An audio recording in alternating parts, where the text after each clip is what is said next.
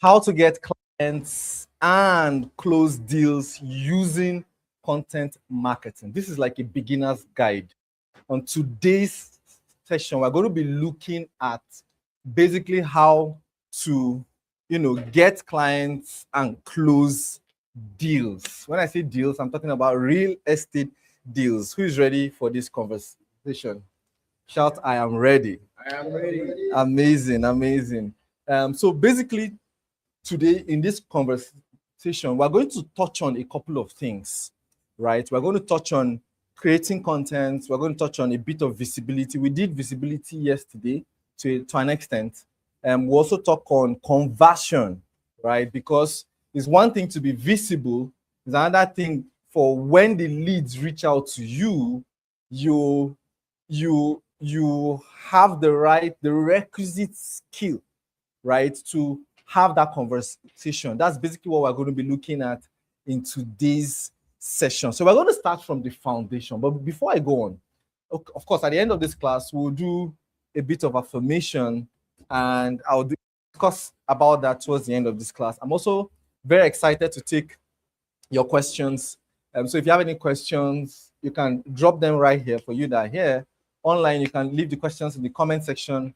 We'll be excited to take your questions as well. So the flow of this class, right, we'll just touch on a couple of things, then put it all together. The goal is to touch on everything that is required to close deals. Is that good? Yeah, because there are different skill sets. And I'm going to also talk on bad habits that most realtors, marketers, business owners, especially those that use the online space to sell, we're going to touch on the bad habits that keep you without sales. Is that something you'll be excited to know? Yeah. Amazing. So we're going to start from the top, the foundation. Please, can I get the board now? We're going to start from the top, the foundation. That's where we're going to start from. Again, if you're watching online, you can see me, you can hear me clearly. Please type 1 in comment section if you can hear me clearly. Type 2 if you can see me, right? Type 2, let me know you are following. Amazing. So we're starting from the foundation. Let's talk about the game. Sales is a game. All right? Sales is a game. And there are basically 2 ways to sell anything. 2 ways. How many ways? 2 ways to sell anything. I call it the push and the pull strategy. The push and the pull strategy. We're going to start from there. Then we'll flow into the other ones. Thank you so much. The markers, please. The push and the pull strategy, right? There are 2 ways. What is the push? Push strategy. What is push? Push is out. What's the technically called outbound marketing? Outbound marketing. That is what? Push. What is outbound marketing? When you reach out, so you push the product on people, all right? That's what push marketing. That's the first way. So push marketing can apply both on and offsite, on and offline. All right, so you can push online. That's what you call prospecting. When you enter people's, DMs, they call it cold prospecting or cold calling. When you call people randomly from the blues and say, hello,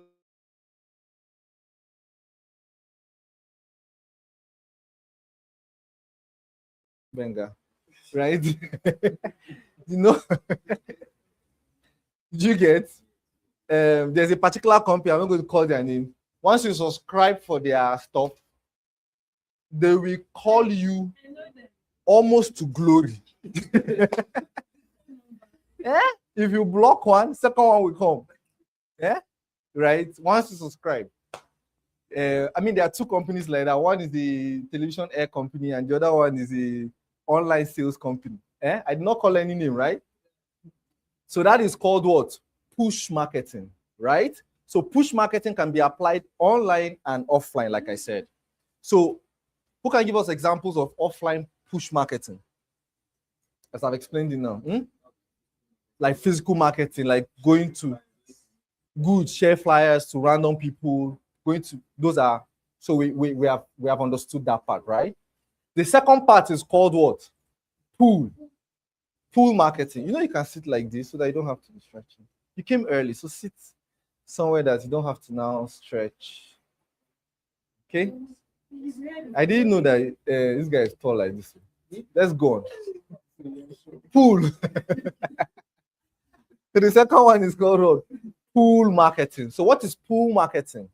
In other words, another name for it is called what? Attraction marketing, right? So that's pull. Now, I'm just giving this foundation. It's not a part of our class. I'm just giving it so that when you're marketing, you understand what you're doing. You know, understanding is the first place of achieving anything. Is that correct? Yes. Yeah. So pull marketing. So pull marketing can also happen both online and offline, right? Pull marketing on offline is when you put a signage in front of your office, right? So you're expecting that when people pass, they see the signage, they can come in or pick the number and call you. Does it make sense? That's what pull marketing. Online, can you give us an example of online pull marketing? Content marketing. Content marketing. So when you put out content with the expectation or with the intent of attracting people to you, you see? So you're actually pulling, you're like a magnet, you know, pulling people to you. All right. So again, what are the two types of marketing? How are the two ways you sell anything? And pull. Good. So now when you're implementing a strategy, you know for sure what you're doing, right? Beautiful. Beautiful. All right. Now, we're going to focus majorly on we're going to focus majorly on content marketing for the sake of these conversations we're having today. Again, yesterday I said there are 4 ways you sell anything. There are 4 ways you market things, right? I said paid adverts online. I'm talking of online now. Paid advertising, content marketing, one-on-one, like inbox marketing, etc. Or when you do bulk SMS, like you're putting out messages to people. And the last one is what? Referral marketing, right? Those are basically the ways you sell online. So let's focus on content marketing for the sake of this conversation. And in my book, You're Easy to Ignore, I actually tell a lot why I prioritize content marketing, especially for beginners. Especially for beginners. I mean, you get to a point where paid advertising, you'd need to blend. You get to the point where you need to blend your content marketing with paid advertising. Sure, you can just come and sit here, right? Can you sit here? Yes, please. So that when let come and sit behind him. Because at that point, people now do like this. All right. So content marketing. Now, again, I'm just going to touch on things. We're going to have like session 1 to like maybe 8. I'll touch on different things. Of course, the bulk of the things are in the book, but for the sake of us implementing today, I'll touch on a lot of things and then we can leave. Is that okay? Yeah. All right. Now, content marketing basically is creating and posting content, right? With the intent to attract leads to contact you. Attracting leads does not stop there. The goal is for them to what? Contact you. All right? That is the intent. Is that correct? So, in other words, posting content is not the job. The job is the conversation that follow the posts. Make sense? The goal is what? To attract leads. Listen to the words I use. Who are leads? Leads are potential buyers, prospects, potential buyers, right? That's leads, right? So the goal of creating those content and posting them is not just to be seen. To be seen is the first part, because people have to see you now before they contact you, Abby. But the goal ultimately is to attract leads to do what?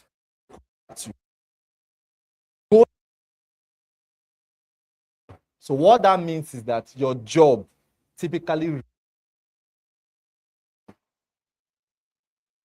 Okay, so we're going to touch on conversations that turn to money a bit today, but let us get this background so that when you're doing stuff, you understand why you're doing it. And then sometimes that you're very busy and you're keeping to your content calendar doesn't always translate to a sale.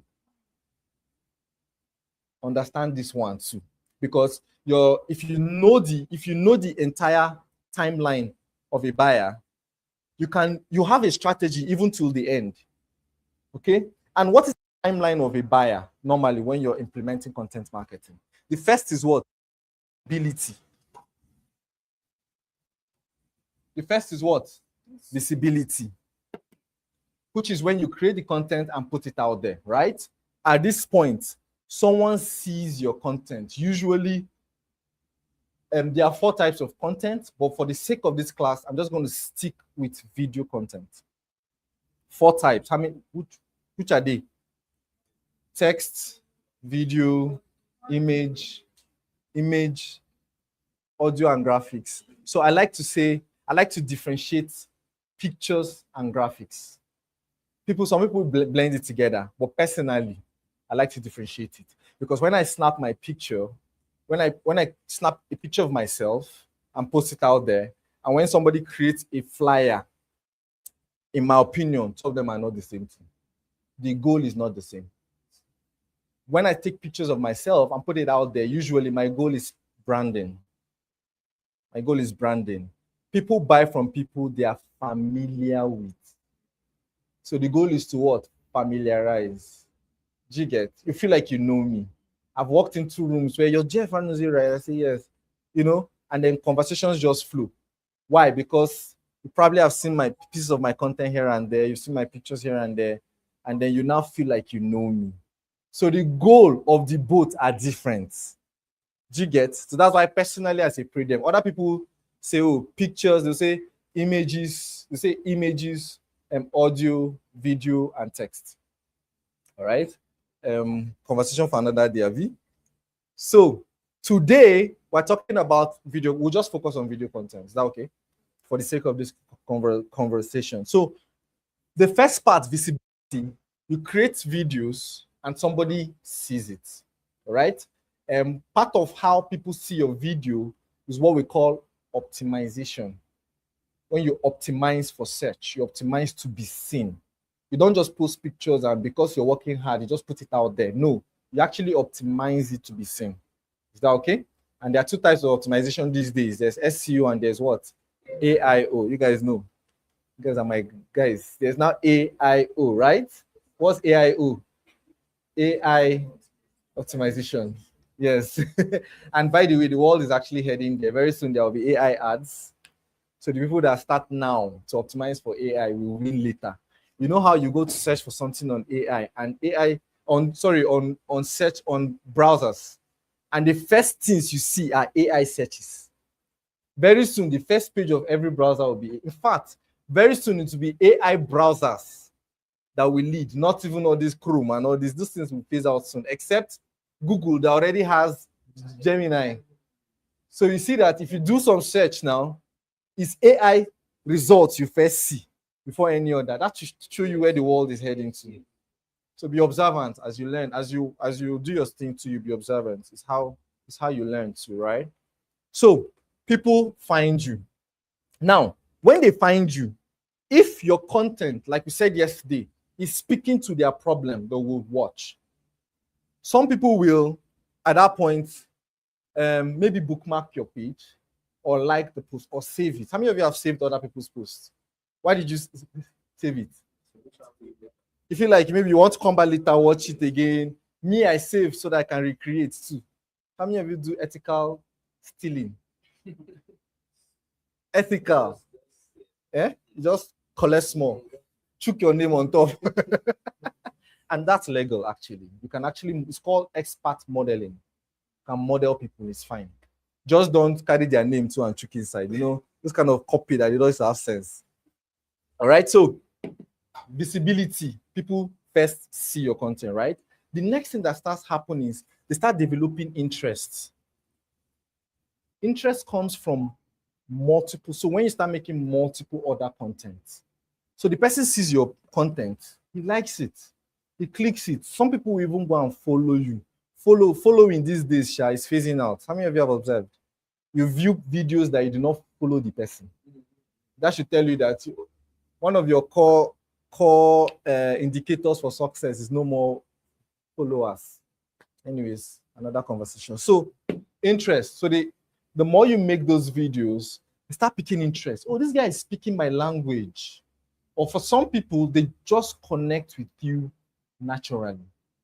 All right? That's now where the God factor comes in. And by the way, poor plants, Apollo waters, God brings the increase. I always believe that sales and income is spiritual, comes from God. That's my belief, right? However,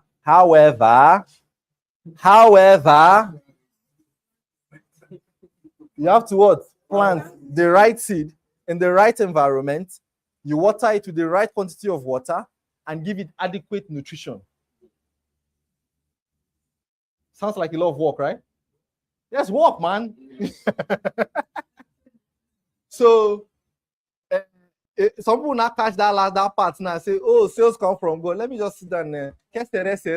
What will be. When my own come, it will come. Your own has been passing you since. You was even be calling your name. Anyways, interest. So interest comes from what? When more videos. So the person sees you, visibility, then he sees maybe a second and third video of yours that still speaks to him, right? It starts generating interest, right? Next is conversation. After they've done it for some time, after they watch the videos for a while, the way a while can be like a year. Somebody called me like last year, and towards the end of last year, and said, I've been following me for almost 2 years now. The first thing he said was, congratulations, so I now see you're doing stuff in Abuja. So in my mind, this guy knew me reach house, right? And then he now said, I've been following you for 1 year. And in my mind, and you're just contacting me? Is it where hunger finished me? So yeah, so they will follow you for some time. Then next thing, they'll send you a message. Or they'll call you, they'll reach out. That's the next phase, right? And then conversation starts. And for me, this is actually where the work starts from. This is where the work starts from. Because your capacity or the lack of will show at this point. All right? And at this point, you're now on your own. I believe that God, like, it's spiritual for people to, I don't see it like it was my effort that people reach out to me. I feel it's a gift. It's a blessing. Because they could have reached out to any other person, but they chose to reach out to you. All right? Now, what you do from there now shows how much of work you have done on you. Make sense? Yes. See, so part of why you create these content, especially to a specific audience, is for a time like this. Because at that point, you have studied the market, the audience, you know their pain points, their desire, and you have been creating content to answer those questions. So that when they now reach out to you, right, you already almost know their need. Make sense? At that point, they now see you like a consultant. They now see you like, okay, a trusted person that they actually need to listen to. Okay? And then next, that now is the conversation, the first few conversations that leads to trust. Because it's okay to be seeing the person making those videos out there, you know, that one is fine. But then when they now reach out to you, the way your conversation goes will now lead to trust. And it's at that point they now try to start making a decision. All right. So in their mind, they have locked you in. In fact, somebody reached out to me recently and said that he has sent his sister my number. So the sister will contact me. And truly, 2 days later, the sister contacted me and we started conversations on a deal. Meanwhile, this person, I'm not sure has ever contacted me before. And because I checked the history of our chat, I keep my history, and thank God for iPhones. If you change phone to phone, your history is there. You know, so my history is there. So I checked our history. This is our first conversation. So how do you even not ask me any question? Just simply hand me over to your sister. And the sister have already. So in my mind, and the sister did not even ask me much questions. She just said, oh, my brother talked about this. I want to know what my payment options are. And then she sent me the form. That was how the conversation went. So in my mind, the guy has spoken highly of me. Makes sense? It means that he has made a decision about me to work with me. So maybe he doesn't have the cash yet. He is which one is not available? Able. A perfect client is ready, able, and willing. Perfect client. You don't want to drop money with that. Right? So maybe this one here is not yet there. Ready and willing. Make sense? So decision, that's where the decision comes from. And there's something called commission breath. I learned this from Myron Golden. He calls it commission breath.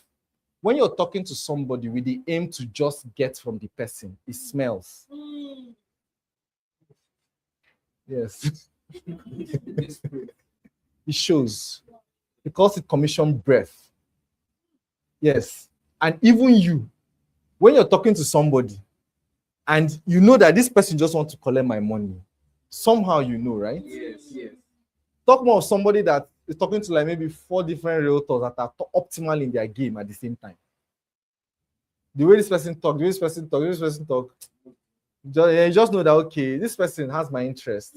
These other 3, not people now. Those other 3, hunger infrastructure is dealing with them. Make sense? So commission breath. At this point is where you know. Right? And that's why I teach and I say that. Of course, I'll talk about that right after now. But your major assignment in conversations is to what? Is to ask questions. That's your major conversation. We'll get to that in a moment. All right? And then once decision is made, usually payment follows normally. So this is like the lifeline of content marketing, right? Content marketing, because sometimes up until this point is your content that is working for you. That is why I also recommend that even if you do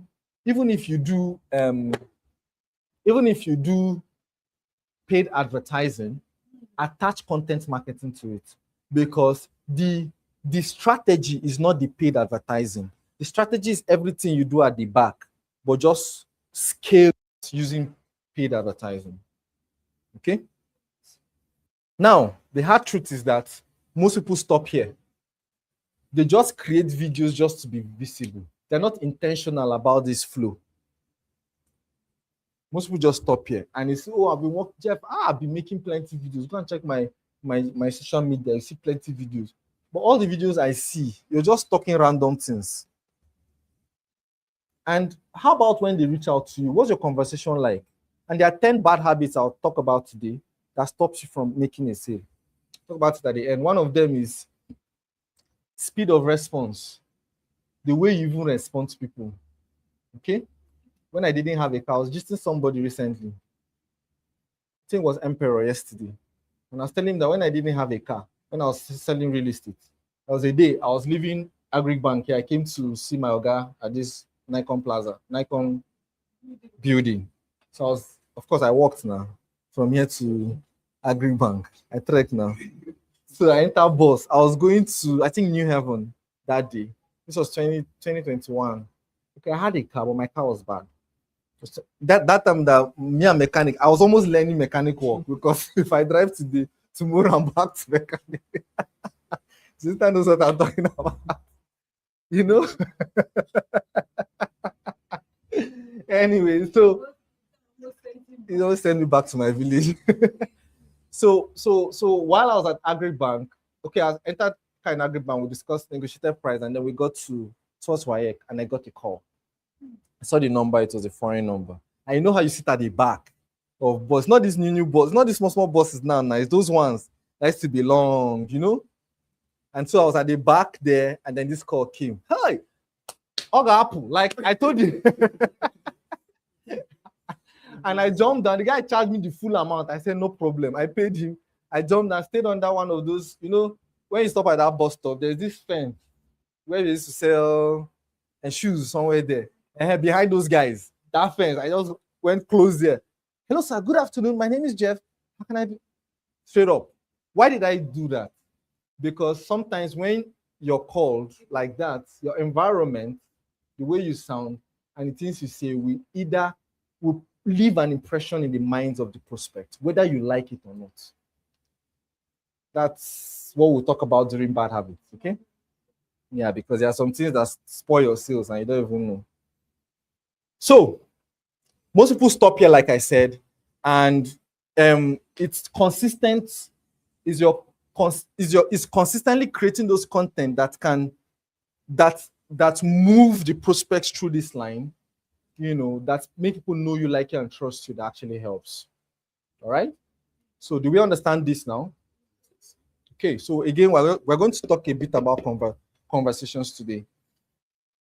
So this is lesson number one. Lesson number one is the timeline of content marketing, lifeline of content marketing. Lesson number two is why realtors struggle. Lesson number two. Again, I'm just going to pick up small lessons and talk about it during the course of our conversation. If I get boring at any time, stop me, okay? If you have questions, you have questions, please, ask me questions, all right? There are three things I will mention randomly. First is random content. One of the things that make realtors struggle is random content. Like I said yesterday, you don't have a strategy. You don't have a plan, right? You don't have a plan that, okay, this is the journey I want to use my content to take my audience through. You should have a journey, right? You should have a plan. So these are the kind of people I'm targeting, and this is the journey I want to take. If, like Jinta and I were conversing yesterday, if it means that you make series, you do. The goal is not just to sell. The goal is to teach, inform enough for them to make a buying decision. See the hard truth. Whether they buy from you or not, you want them to make a proper buying decision. Until you get to that point, you'll be making random content. It's hard though. It is. But the beauty is that value given always comes back. It may not come back from the same source it is given, but it always comes back to you. And I believe that very strongly, because I've also had clients that have reached out to me and told me, call like 3 or 4 realtors that they've been talking to, and say, okay, they've gotten all the information they need. They now want to buy. They now come and reach me. Yes. And I also know that there are many clients that have watched my stuff and not buy from me. Typical example, the ones I know. Typical example, somebody met my brother in the bank and called me, Abi? And called me and said, oh, Jeff, I'm in the bank. Meanwhile, the conversation that led you into the bank is me. He now wants to carry another realtor. Let me not say the person was standing right beside the client. Client was signing check. Meanwhile, it's Jeff that did all the work. So it happens to everybody. Do you get? If you dwell on that, you're not going to progress. Why? Because the goal is to create value enough for the prospect to make a buying decision. So when I started real estate, then I used to say in my videos that whether you buy from me or not, if you buy from me, I make a commission. But the goal of this video is to help you make a buying decision. And I meant it. How many of you can boldly say you can actually tell client, don't buy from me, just make a buying decision? As how now, right?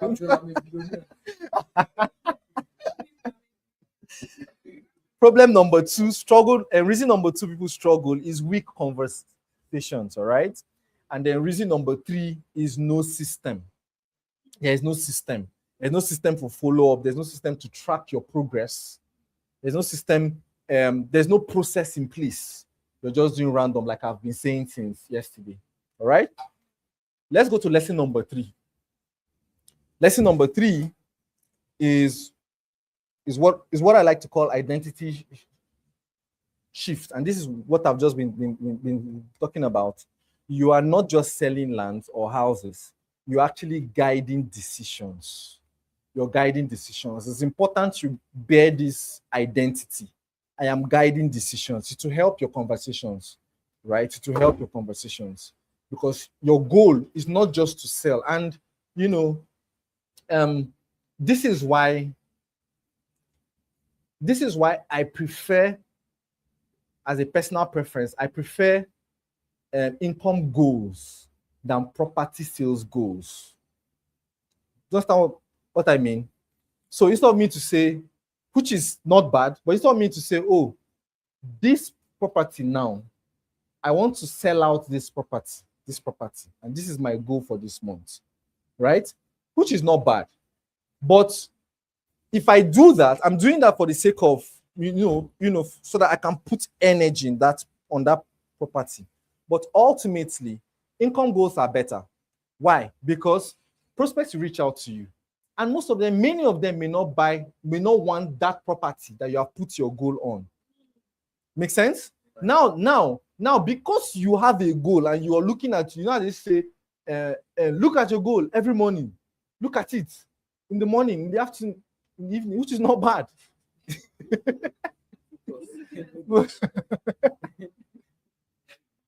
Write the vision down, which is very, very important. But if you have that thing in having conversations, you're no more prospect interest minded, if that makes sense. You're now that's your goal interest minded. And most times, 90% of the time, you will not be listening to that guy. You're not listening to help. You're listening to respond with that goal. It's subtle, but it's there. Yes. All right? That's why it seems like some people close deals more than others. Because of the conversation, the spirit, and so every word comes with a spirit. You know that, right? You guys are doing like I'm talking.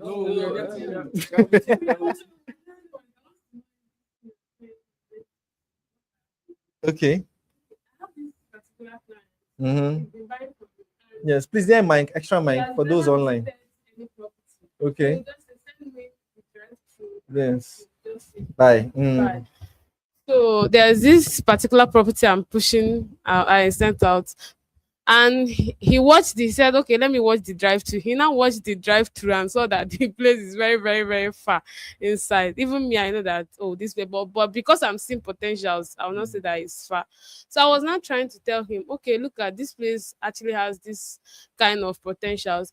And from our conversation, I noticed that where he likes is properties that are very close to Sorry, you can express. just leave it there so that in case I need it again. From our previous conversation, I know that properties he likes are properties that are within the express, maybe has express road very close to it.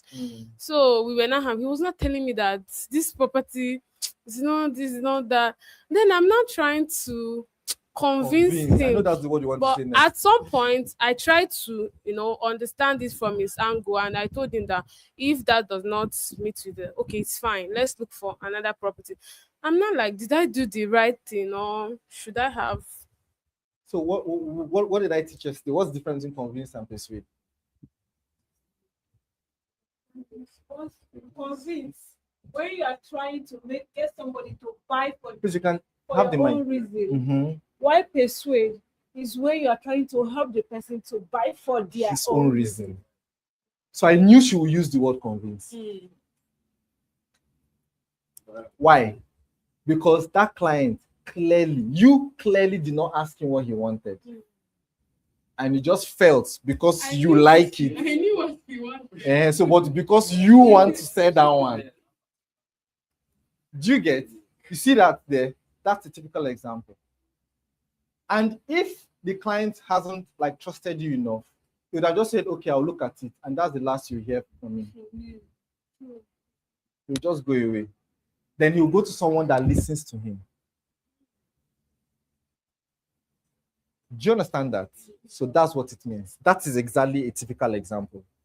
And so strong realtors first understand. Your goal is to first understand what this person needs. Bearing in mind that most prospects really do not know what they want. Understand that too. But they don't know, they may not know on ground exactly what they want, but they have an idea of what they want to achieve. So your duty is to now understand what they want to achieve, then tie it. Like I said, every property is a solution to a problem or a desire. So your goal is to understand the desire or the problem, then tie that desire to a property. Make sense? So your duty is to first understand, then explain clearly. Shoot. So if the particular property you're trying to market at that point does not, you know that clearly it's not what you want. You should just leave them to. What's the answer to that? Are you buying it for your own good or for his own good? Are you the one buying? See, that is why some clients will buy something from you and never come back again. Because they will not buy something that they feel like they did not need.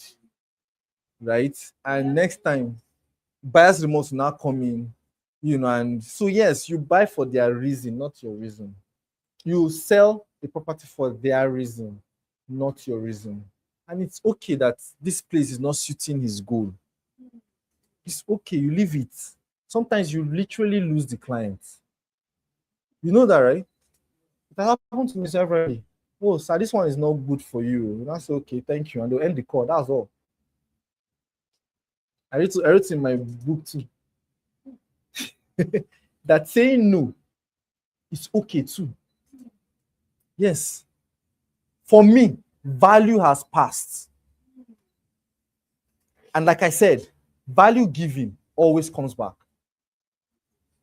It may not come from the same source, but it will come back. Some people ask me sometimes why I teach so much. And I can teach people that will use the thing and go and use it somewhere else. It's not my business. My goal is to give value.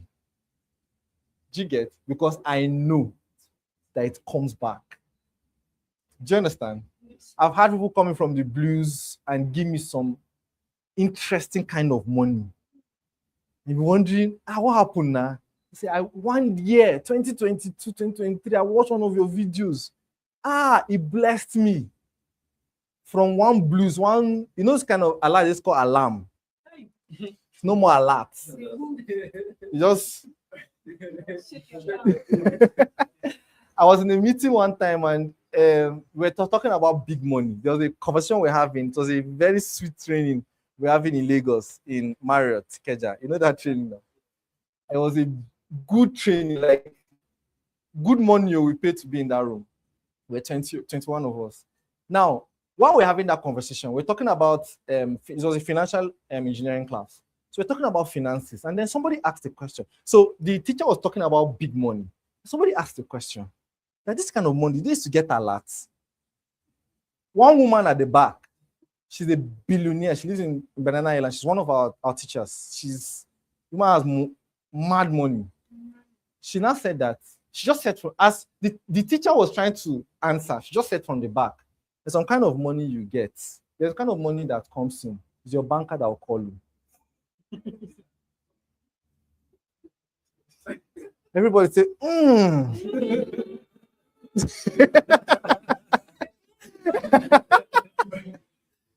Then she added that you know the point you get to when you're sick, your bank comes to visit you.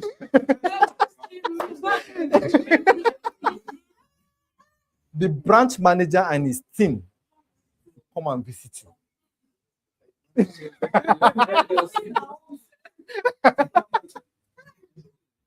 That is the part. You know the kind of part you get to, and then when you're trying to withdraw some kind of money, your bank will be begging you. So, madam, please, let's close the month first.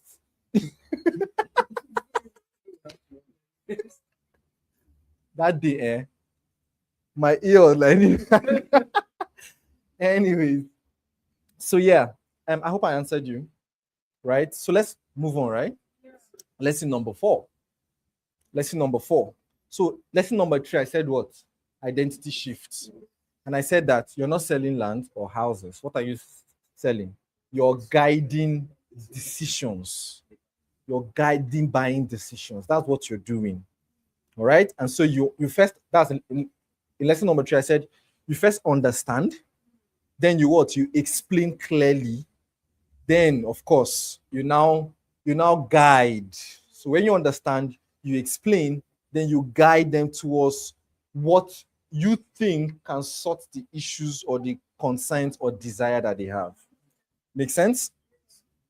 Now let's look at content a bit. Let's look at content. So lesson number 4 is the 4 content pillars. 4 content pillars for content marketing. Again, I said for the sake of this class, we're focusing on content marketing, right? Content marketing. The first content pillar is education. So what you call edu content, right? Where you teach, right? In this kind of content, you explain things clearly. Make sense? Simple things like, what are the steps to buy a property in Nigeria or in your city? If you're in Lagos, if you're in Oka, if you're in Enugu, if you're in Abuja, what are the steps you take to buy a property? What are the steps to investigation?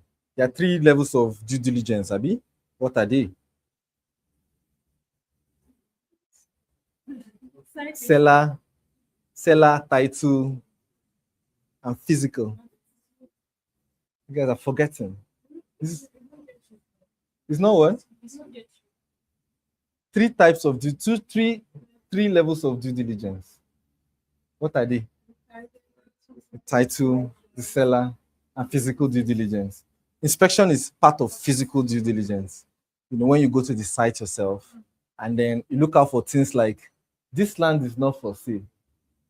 Or you know how they used to tie Otumoko. You just ask questions. Say, excuse me, why is this thing here?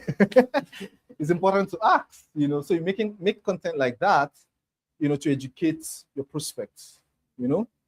That's what educational content. So what does it help you do? It helps you build authority. That's what it helps you do. You know, it helps you what? Build authority. I like to say it helps you do what? Eat. What is eat? Show expertise, build authority, and trust. That's what it helps you do, right? Number 2 pillar of content is called transparency. Transparency content, right? What does this? What do you do when you're talking about transparency content? You show processes, right? What is this? I'm not the one that made that. I don't know who made that video around me recently. He said, what you do as a prospect, what do you do on a site inspection? Am I the one that made it? Okay, I made it, Abi. Priscilla too made that video, right? What do you do on a site inspection? You know that kind of video, that process. Or like I said earlier, what are the steps to take to buy a property? That's process. Do this first, do this again, do the like process. You're walking the person through, right? Or stages of, what do you call this thing? Of approvals before you start building. What are the different approvals and what to do? Go to this office, do this, then do this next. You know that kind of video? How many of you have made that kind of video? When a client finishes buying land, he now watch your video to know how to build on it. You know that kind of thing? That's what? Process. Make sense? The 3rd content pillar is social proof. Social proof. And this is part of what we're saying yesterday. Sorry, what's your name, sir? What's your name? Victor. So the question Victor asked about fake it till you make it. And I said that no. And for me, I don't believe in the fake it till you make it thing. However, I believe in BTSs, behind the scenes. It's called transparency content. That's the content pillar is called what? Transparency. It just shows the process in which you do your work. Like a day in a life of a realtor. That's a transparency video. You know how you go, how you show up in the office. I don't know everybody when they reach office, first they do, if they see camera, first thing they do is Meanwhile, if camera no dey there, Yeah. they'll first shout. Once camera show, they just walk into their office, they just drop their thing, they're wearing cap, they remove the cap, they just like this. Sorry, sorry, but you know, day in a life, right? It's a good content to make, especially when you have a busy day, like maybe allocation day, inspection day. I woke up this morning excited because we're having allocation, and so I decided to wear these because it's comfortable. I've not done that kind of video before. I should do it. Yeah, sounds good, right? It's even sounding good to me coming up from my mouth. you know, like that. That kind of thing. It's a good video to make. Why? Because people like gossip. People they like to see the things you don't want them to see. Even you. Sometimes you like to even know, show us the toothpaste you use now. That kind of thing. That's why people do what they call that thing, OOTD. This kind of things. Even though some people used to fake, after they finish doing the video, they'll remove the cloth. Perception is reality. Yeah. All right. So that's what social proof. So social proof includes those kind of videos, includes client testimonials. There are some clients, if you ask them, they'll oblige you testimonial. One of my best clients' testimonial was in Igbo. Client refused to show his face, but he said I should make the video, I should take his voice. So I took his voice, I recorded his voice. Very sweet. You've listened to that video. And then what I did was I now did a drive-through around the estate that he bought. Then I just did the voice. I just attached the voice over to the drive. Very sweet, So BTS. So also during allocations, sometimes if you come with your client, you can grant you a testimonial. Sometimes even I've asked testimonial for a client that has not bought from me before. I just told him that how did this feel my process from the time he saw my videos up to the time he contacted me, and he allowed to do that to me, right? So that kind of thing is called what? Social proof. People buy from people they feel other people are buying from. Okay. Next is what? Invitation. What is that? 4, invitation, where you ask. This is now where you do property content with a call to action, right? If you're not doing invitation content, then you're running a charity organization. You're doing charity. And when you finish making the videos, you'll now go buy from someone else. They'll learn all the things because you're not asking for the sale. All right. So these are 4.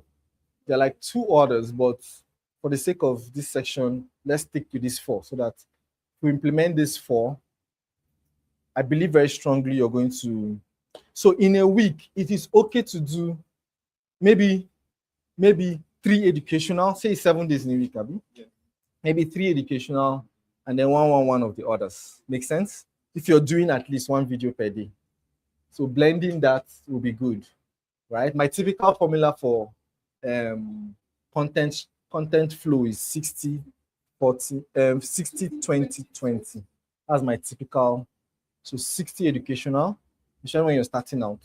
20, so BTS's transparency, 20. Then 20 now property video. All right. Are we flowing? Do you have any questions so far? Right? So lesson number 5. Are we in 5? Yes. 5. Now, lesson number 5 is part of creating content, right? Learn something called batch creating. I call it what? Batch creating. So batch creating includes batch shooting, batch editing, right? And batch uploading and optimizing. Make sense? So you create in bulk. Thankfully, some other platforms now, meta platforms now also do scheduling. You call it what? Is it scheduling or scheduling? Studied English. Anyone is good, Abby? So I can be using it interchangeably. Oh, really? I don't know English like that. I just like money. So, thankfully, most platforms now do what? Scheduling, right? So, YouTube has been doing scheduling for a very long time. But I think Meta now does. You use Creator, what do they call that thing? Creator Studio. Is that no Creator Studio? No, for Meta. That platform that all your this thing will be there. Instagram and Facebook. Business suits, yes. If you use business suits, you can schedule and you know. So batch creating. So batch creating is good because here's why batch create. Two reasons I think batch creating will help you. First, it eliminates inconsistency to a very large extent. So you plan to do 30 videos this month, for instance, and you can sit in 3 sittings or 4 and create everything. Yes, it's possible. Very. The other time in my office, we were doing 3 videos per day. Yeah? What? It's laziness that is whining people. No excuse. So people around me tell me this thing about storage a lot. And me, I've never used past 256 and I've never had full storage. And you don't create more content than me. It's because people used to pack content on your phone too much. What if you create and be putting out as soon as possible? Sometimes you do live too. Sometimes you just create and shoot it there. Why are you waiting? It's just excuses. See, and I'll interject here. There are 3, maybe 4 excuses me I don't used to hear. First, I don't have lights. You're talking to yourself. 2, I don't have internet. My data is finished, it's off. It's yourself you're talking. 3, storage. Or I don't have a good device. You're on your own. Then 4, I'm shy. Go and cash it now in the bank. Go to the bank and say, I'm shy. Give me money. Me? Some people say I'm really hard, but I actually think I'm just realistic. These things do not put money in your pocket, do they? Do you get bills every day? Yes. So why are you pampering the bills? Just carry the bills and be pushing the head.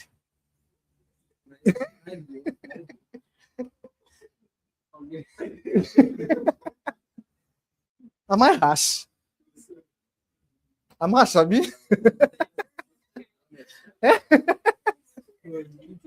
You work with me. Everybody knows that you work with me for less than before 1 month. These excuses will remove from your mouth. Before you come to me and tell me those things, you will stop it at the door. It's not me you tell that kind of thing. No. You know, and where there's a will, there's a way. You've not gotten because you've not asked. Let me add here. When I bought my first inverter, 2018, I was talking to someone and I told him that I know that there are 2 things that hold people down from knowledge and access to the world. It's power and internet. It holds you down. You don't know, but it is designed to hold you down. I'm streaming live. There's some things I can't say. Right? So the earlier you sort these 2 things, the better for your life. Sometimes where your breakthrough that you've been kabashing for since last 2 years, every 31st night, is coming, but they can't access you. Yeah. Can't access you.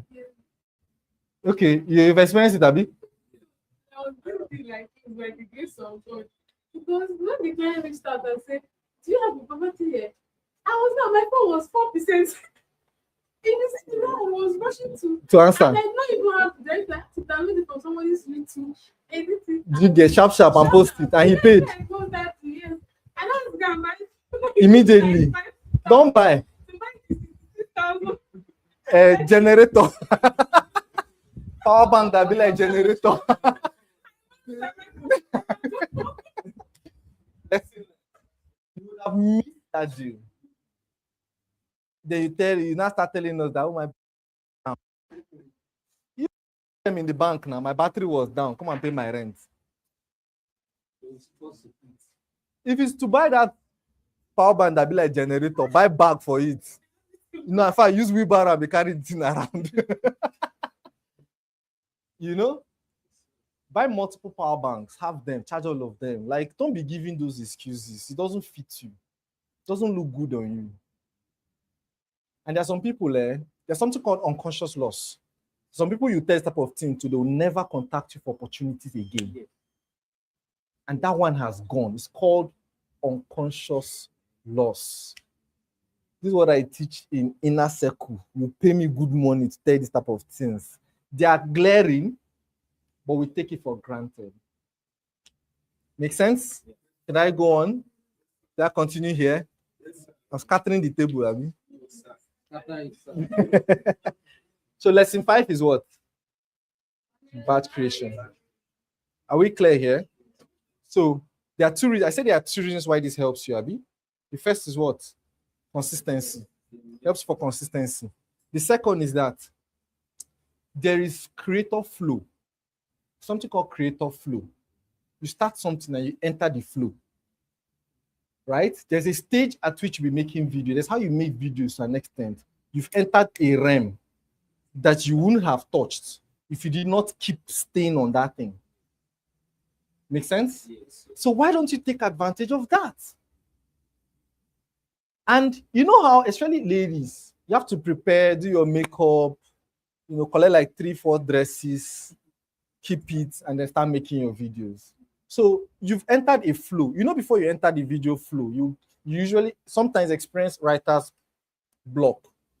Where you're trying to make a video, but that spirit to start it has not come. It happens to the best of the best. Hope you know. Everybody experiences it. The difference between people that win and others is that people allow that thing stop them.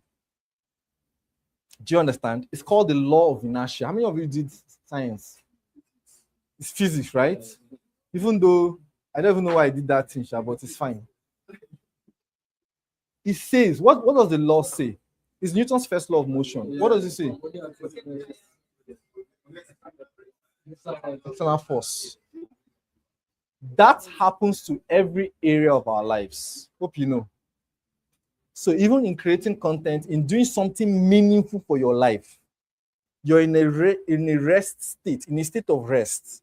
You need an external force. That's why our soul is comprised of the mind, the emotions, and the will. It's your willpower that pushes you to do things. Your brain, left for your brain, you'll be sleeping all day. Because the brain is not designed to succeed. It's designed to what? Survive. That's all. Your brain is designed to help you survive. Finish. Anything extra is work. You're stressing it. Do you get? You're not looking at me like I'm talking French. So, when you batch create, when you decide to batch create, right? You clear your schedule to an extent. Ensure that you don't have all these meetings, one meeting, two meeting. You know, personally, I like maybe weekends or evenings, sometimes nights. Sometimes I plan my batch creation in the night when I know that I'm not going to get clients call, I'm not going to get disturbance, and I just put my phone on airplane mode and I shoot back to back. Make sense? Sometimes too, it doesn't matter if it's during the day. 2 hours will not kill you. Put my phone on airplane mode and I shoot. How many of you have ever put your phone on airplane mode in the last 1 week? Yes, intentionally to achieve something. You see that many people, what their problem is focus. Do you get? So batch creation is good. It first helps you eliminate excuses. All those excuses of today they called me here, they called me there. Why didn't you just create the video on time? Do you get? So those are the 2 reasons. Make sense? And the beauty about it, like I said yesterday, the more you do this thing, the more you become the person that does it easily. The work works on you before it starts working for you. Lesson number 6. Yeah, shoot. Please bring mine for her.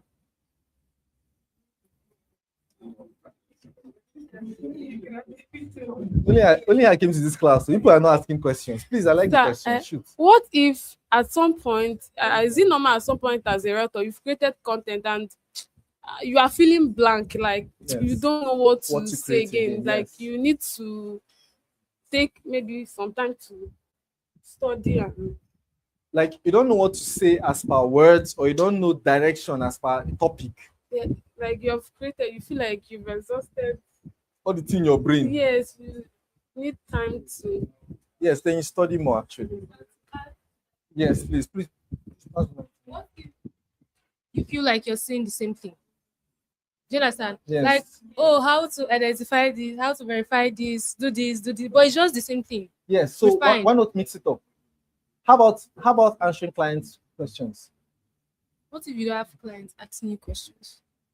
Clients asking questions how? What if there's nobody asking you questions? Then you find out from other people what questions they've been asking. The best thing to do for me, if you're starting out, you don't have a lot of content, just model experts,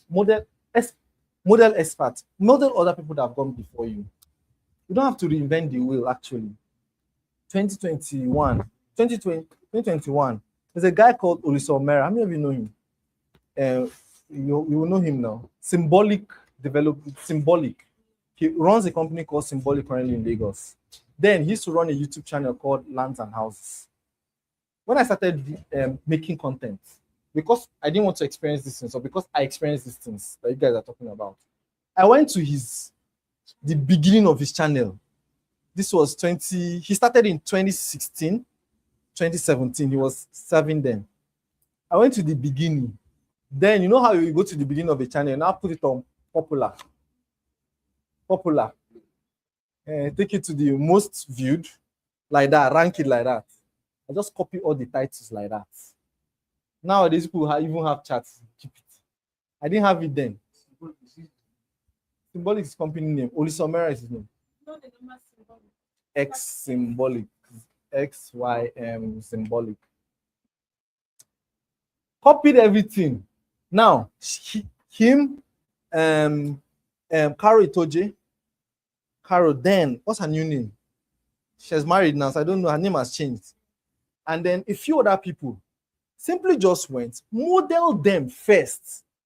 While you're making those videos, first you're learning. When I say model, I don't mean just copy everything they said and be saying. Understand it and put it in your words. That's what modeling means. There's a difference in copying and modeling. So just understand it, put it in your words. So their talking points, I simply just understood it and said it in my own words. Do you understand? Do that. Frank, are we good? Okay, so do that and create. Now, what that does for you is you're learning, you're creating, you're putting it out there, right? At every point in time, you have ChatGPT these days. The problem most people have is they don't know the right questions to even ask the team to prompt it. Do you get? For instance, what are the top 50 questions that clients are asking about real estate in Enugu? So they go pick from Reddit. You know Reddit? They go pick questions from Reddit, pick questions from Nairaland, Quora, put it together, give you an idea.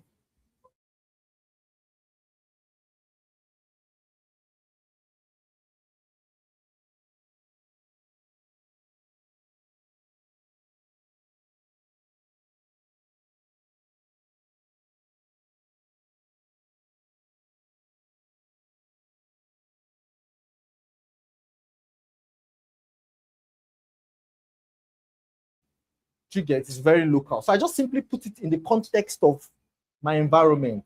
So, and because I'm in the industry, like you're experiencing things here and there, you're hearing client Realtor D will tell you about questions clients ask her, that how do I answer this? You note it down. If you go to people's videos too on the comment section, you see what clients are asking. This one, is it the full price or is there a development fee? You pick it. What is development fee? What are the other fees you pay after buying land? Can you see that? So, I mean, what I'm trying to say is, you don't have to. The problem with most people, they are too smart. You're very smart and you have intelligence and it's good. So you now feel like, okay, everything has to come from your brain. If it doesn't sound like you, it's not you. You know? Am I getting? Right. So did I answer your question? So we're going to lesson what now? 6. What did I say it is? I've not said it. Creating what people are searching for. Is this lessons helpful? Are we learning? Online, do you have any questions? All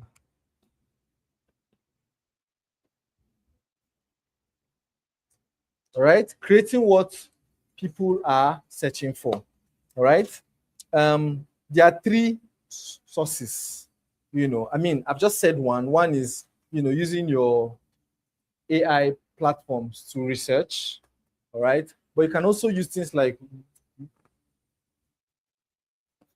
Google. So if you go to Google, search, that search part, if you start typing, something drops down. So those drop down now. For instance, you say how to buy land.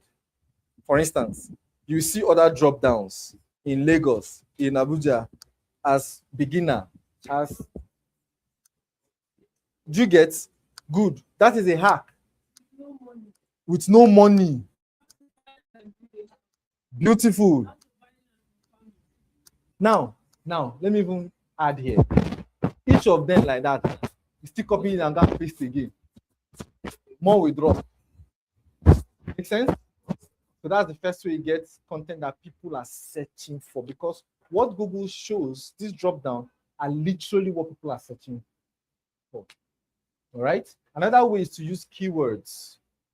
Keywords like maybe Abuja real estate, maybe Abuja real estate how to, something like that. Mustn't be grammatically correct, right? But Abuja real estate how to, possibly a drop down will still come down. Make sense? So first is, so how to content and listicles, like 3 ways, 5 ways. People search for those a lot. So how to, that's a hack actually for creating content. How to's, like how to do this, how to do that, or listicles. 3 ways to do this. And for some reason, odd numbers work better. I don't know why, but yeah, right? Those are hacks to get what people are searching for. YouTube too, you can go on YouTube, start the same way. Just put on that their search bar and drop down to will come. Make sense? Then finally, which is my favorite, is client questions. That's my favorite way actually. I like to answer questions that my clients are asking or other people's clients are asking. So usually when I see a video of realtors video, maybe Lagos, Abuja, anywhere, that, and one of the things you should do, you should learn to do, is to actually see what other people are doing. It gives you ideas. Not for the sake of competing or anything, but it just gives you ideas. And sometimes when you go to their comment section too, you see questions people are asking. Right? It's public domain, so you're not really stealing anything. Is that not true? Yeah, it's public domain now. They wrote it there in the public. So questions clients are asking, you try to answer them too. It's, in fact, when I get questions clients are asking, I kind of like tweak many questions from it. So if you ask this, you may possibly want to ask this or ask this too. So I use them to create content.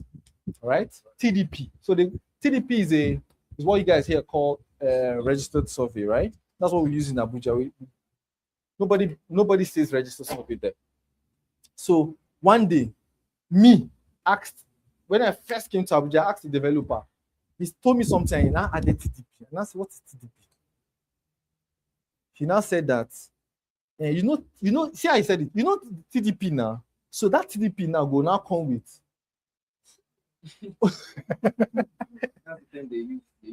Technical deeds plan. That's the meaning. So me now, I took it upon myself. So if me don't know, we go plenty with that. And I went to make a video about it. Funnily, many realtors that have been existing in that city started calling me to explain more to them. That's just skill. You know? So those are my favorite way to create content that people are looking for is from questions people are already asking, especially clients. Make sense? So are we going to implement this? Yes. We're going to implement this, right? Lesson number 7. That's where we are, right? So we're looking at titles that get clicks. Titles. You know what titles are, right? Video titles. And I'll YouTube. Let's say titles and captions that get clicks. Right. Because one of the ways to create content that can get you visibility, we say the first step for that lifeline of content marketing is what? Visibility. So one of the ways to get that visibility is by using the right titles and captions. As a matter of fact, these days, for SEO, for search engine optimization, or for AI optimization, there are 3 things make your video like findable. 3 major things. First is the title. The title. Your title should not be what you like. It should be what people are looking for. And so you embed keywords people are looking for in your title. I'll give you an instance. One of our properties is called Emerald Court. So what typically most people do is, for instance, Emerald Court plots lands for sale. Nobody's searching for Emerald Court. You know that, right? Why? Because the prospect don't even know what he wants yet, but he knows what he wants to achieve. So what will he type for? What he wants to achieve. Maybe C of O land near MNA, something like that. Make sense? Right. So that should now form your title. Am I clear? Did I confuse you? I did not, right? What are the keywords there? C of O, land, MNA, maybe Enugu. Like land for sale is one of the strongest titles. I think I saw your video and what's your friend? Not Dima. Okay, Dima's video came later, but I saw your video and one other, saw that lady, Amara. Saw this video, land for sale currently in Enugu. I think it's topping. You know? So, because me, I do my research. I'm not gonna see what people are doing. People think I know, Abi. I don't know. I should go and search. So from time to time, I go do my research, see what is ranking. So what if you start? Even house now, if you type house for sale, you see the top. Yes, I think I saw, whose house did I see? I think Lois video. Is Lois here? One of Lois' videos is there. No, it's not Lois. Somebody, you know. So house for sale, these are keywords. This will determine whose video ranks before others. Your video will now be like in 22.5 page. Meanwhile, others are coming first. But you did a very gang video, bah, bah, bah, but they're not seeing it. Does it make sense? Yes. Yeah. So, title is very important. Okay. And your title, you don't use. Do you know that in my early days of YouTube, of making videos on YouTube, my title does to make sense. I'll do something like land. I'll do something like money. I'll put the money, Abi. Money, land, sale, C of O, and I'll use it as title. It does to make grammatical sense. I remember one guy then used to always come and correct me. Welcome. He used to always come and correct me. Hey Jeff, go and look at your title. I'll say, really? Okay, I didn't know how to start explaining to you now because you can't explain some things. Like I said, it takes knowledge to understand knowledge. Make sense? So I'll just say, okay, and I'll end it there. May I know what I'm doing? When they call result, I've sold, you've not sold. Do you want to make money or do you want to be correct grammatically? Eh?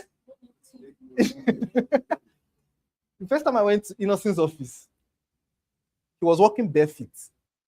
Eh? Walking around, speaking one English like that, you know, nice English. He had a Hungarian accountant and a lot of all those white Indian people running around his office, speaking impeccable Queen's English. But who is paying who?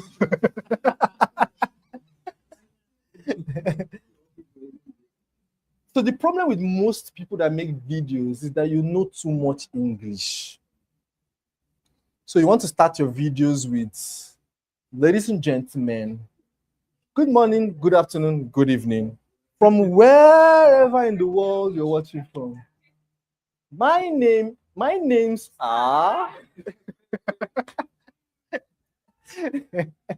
which leads me to number two thing that can help your video get found is, so before, let's say a year ago, I wouldn't have said this, but now I'm saying it because I think the thing is evolving.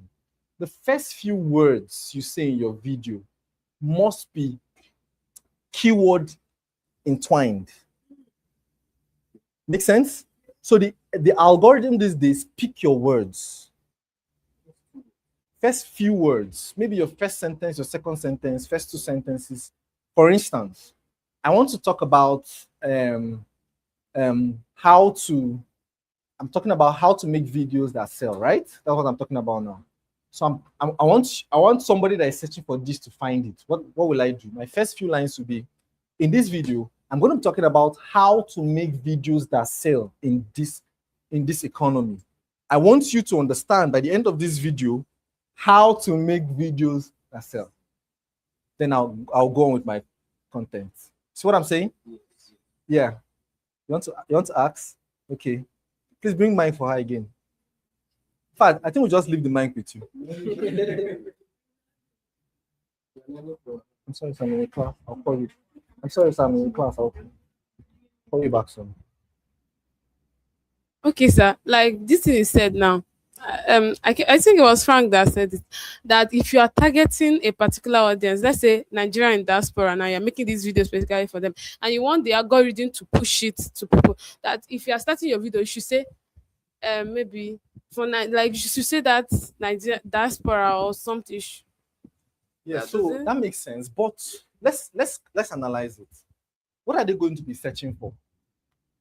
Nigerians in diaspora.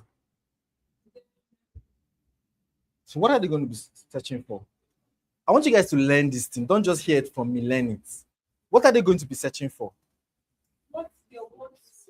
For instance, how to buy land in Nigeria safely. So you now saying Nigerian diaspora is a keyword. Are you making sense? What are keywords?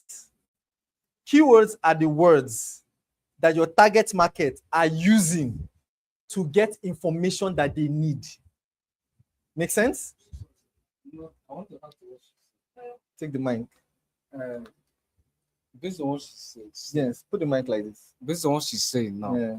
let's say if you check that place they used to write an analytic in Yes. YouTube, Yes. you know the number of people that watch your video, like Yes. US, Yes, and other yes. things. So if you check, sometimes you see that Nigerians watch our videos more Yes. than others. Usually. So now I want our video to get to those Diasporans, yes. Now So you want diasporans to watch more? yes, so Okay. if, not like you are going to use that as a keyword, but let's say you will not be like, if you're in Nigeria in diaspora, say you're in UK, Canada, or so, this property, It's for you. yes. Okay, that makes sense, Sha. Because where it makes sense is not for your optimization. It's for when somebody has found your video and then they want to scroll past. And now here, if you're in Nigeria in diaspora, watch this video, they may stop. What I'm talking of right now is optimization. So your titling, your keywords, your description, and all of that. That's basically what I'm talking about. So yes, for the sake of maybe when they are scrolling through, they stumble on your video, you want them to stop and watch, then there's a chance you can say that. Personally, I don't say it. You get, and I think they find me. So, but yes, you can say that. I like to say keywords that, yes, as much as I'm targeting Nigerians in diaspora, I'm also targeting people that are searching certain keywords. Make sense? That's the way I like to see mine. That's the way I like to optimize my own videos. I don't want to limit it. You may even be in Nigeria, or you may have come back. You're not abroad, but you have the money to buy my property. Do you get? Once you hear that, you just keep it now, because it no concern you now. Do you get? What if you now have the money to buy the thing? Do you understand? So yes, if there are specific videos that you want to make for this specific audience, then that's okay too. Yes. Let's give her the money. If I understand this keyword, let me now. I wrote something down as an example. If I say, if you want to buy land in Enugu before the end of 2026, is it? That's a good one too. And I will say like twice. Well, just No, you don't have to say it twice. Okay, just- Don't say it like a robot. The idea is to understand it and flow. Don't say like a robot. You don't say, if you're looking to buy land, watch this video. If you're looking to no now. But yeah, you get the idea. Yes, please. Yeah, okay, please, I have a question Yeah, sure. concerning this of optimization. Mm. And when you were talking earlier, you mentioned that Sorry, please let me sometimes. check if you have questions online. So one of the things that you do before, when you're creating content, you go back to check what others have done. Yes. I also do that sometimes. So I've noticed that from my own experiment, I noticed that on Google, when you type maybe a particular topic, it gives you a list of content that Yes. people have done. Yes. When you search it again, it still gives you the same content. So it seems like the ranking is static. But I noticed on YouTube, when you check a particular content topic, it gives you a particular ranking. When you search it again, it gives you Changes. something different. Oh, really? Yes, that's one thing I noticed. I want to know, what do you think could be the cause? I'm really just hearing this. I noticed really do not that. know. I noticed that. Eh. Yes. So I don't know why. As I'm just hearing now, that means I will not know the cause now. It's not. I don't know. To tell you, I don't know. I'm just hearing this actually. Maybe I don't observe this type of things. Maybe I don't observe them. I just look for the drop down, take them and use them. I don't observe if the thing changed. I don't know. So because why I do that, Yes. sometimes I can go to copy keywords from other people, Yes. check their description, Mhm. check what they did, and possibly copy something. So that's Yes. why I noticed that on YouTube. When I did it, maybe the first people that ranked Hi. first, third Yes. at my first search, Yes. I did it again. Maybe one or two persons out of them will not be ranking like the first 10. Okay. So And I was again, a you know, bit there's okay. something called cache memory. Cache memory. That's why the best way to do this search is with incognito or clear your cache memory, because YouTube will show you something that you're searching for, you've searched for before. They use your search history to show you things. Do you understand? So if you search for something, what I'll search may be different, but we're using the same keywords. Thank you. Is there any constant keywords? So personally, my belief is that you first create your constant keywords based on your audience. That's where it starts from. You cannot leave it to people randomly. You first sit down, understand your audience, decide on the topics, kind of things they're looking for based on their problems or desires. Make sense? Then based on that, you form your first few keywords. And the beauty with ChatGPT and the rest now is that you can simply copy those your keywords, put it there, and ask it to give you more of this type of keywords. So what I do, I discuss with that's why I don't let people use my own ChatGPT. So I've trained it and I discuss with it. So when I copy that thing and post, I will now start writing.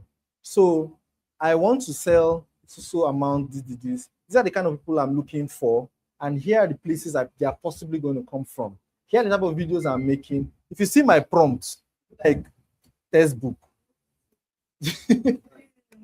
like textbook, and this is actually how to prompt your charts. Some people are very lazy mentally. They just say, "Give me," it's not giving. I say, "This is not nice now." No, but you give them. Do you understand? So, are we good? Okay, please give them the mic over there so that it doesn't interrupt. So, we're in lesson what now? Lesson 8. We're good with lesson 7, right? Titles that get clicks. I've talked about keywords. Please don't be vague. Don't just you want to ask another question. Okay, ask them. Please, when it comes to this prompting of ChatGPT, because I learned something earlier this year. Before, I used to tell my ChatGPT that, oh, give me a content or so. Until I met someone who said that she educated her ChatGPT. Yes. So she now told me that if she's targeting a particular, so she can now say, I want to sell this property to Nigerians in diaspora. Yes. Give me a content idea that will spur 95% interest. Yes. Nigerian living. So That's when, actually how to prompt. so I learned that Yes. and I've been using it. But what I Yes. want to ask is there some things that you can also tell us so that we can Don't pay for chat. That's the only thing I'll tell you. I don't do free. Your memory lasts longer. There are many things now. There's no limit to your search. No. So the only thing I'll now say is just pay for it. So personally, I'm a proponent of paid stuff. Like my Google, my YouTube is premium. What they call that in premium, and it's just 1.7 per month for YouTube. ChatGPT is like 7K or so lists per month. 7 something, Abi. YouTube is just 1.7 for premium. For premium, so no advert. I learn a lot on YouTube, so I don't want all those. You now wait to now skip. No, with premium, no ads at all. And when I drive, if I'm driving for long distances, I learn while I drive. I convert my driving time to learning. So I play things that teach me while I drive. So I play them mostly from YouTube. I don't want interruptions. Make sense? And a few other things. So yeah, the only thing I'll add, and you don't have to do it yet. Learn with the unpaid. Then when you get to a level where you do some premium things, then you can pay for it. The memory lasts longer. So when you teach it without paid, after you teach it, it will clear after a while. You start training it again. But with the paid, it doesn't clear. And with the paid, there are some back instructions. You know that ChatGPT gives you content that makes you feel good. Whatever you give it to say, great idea. It's not tell you. But me, I went behind and I said, no, mentor mode. I use mentor mode. Hash, don't tell me great idea. You can say, ChatGPT, I want you to be my business strategy. Something like that. Yeah. So those are the. And when you give it something, you can answer, this is not sounding like. Yes. It's not like Yeah. So all those little things. See, please, let me add here that we have we live in some of the best times of existence. Like the best times, like some of the best times in existence. And what differentiates people that actually optimize these times and others is just mental laziness. People are just mentally lazy. They don't stretch themselves. They don't do a little extra. They're just there, you know? And that's why sometimes I don't rate just zeal as a criteria for success. You can be zealous, but you're mentally lazy. You're not going to succeed. Or there'll be a cap to your whatever you're getting. So yes, don't say, oh, later I will learn these things. No, learn it now. Understand how these things work now. Get into it now. Do you get? There are 3 things. It's not part of this class. So there are 3 things I think you should optimally take seriously these days. First is content creation. Don't do it. Don't be lazy about it. Do it because, first of all, visibility brings you opportunities that you never thought existed. Do you get? That's 1. 2 is AI, right? Mid-journey, if you can learn mid-journey for video making, for images video making, if you can learn nano banana, yes, for stuff, you can learn ChatGPT, either Claude Chat or which one again? Or no, not DeepSeek. They're the top 3, or Gemini. Those are the top 3 now. Is that not? For text now, like text, you know, anyone you code, you catch wholly well, like know it, reach and ground, use it very well. Don't be doing shallow things. You guys should stop doing just touch. You're not doing, make sense? Eh? So can we now move on? Okay, I mentioned two. The third one, I'll say it like this, and this is not financial advice. Cryptocurrencies, just understand how it works. This is not financial advice. Again, disclaimer. Allegedly. Just understand how it works. That's what I'm saying. There are some people, there are some kind of transactions and money that you're likely going to get through that area. And they'll just ask you one question. Do you have a wallet or do you know how to receive?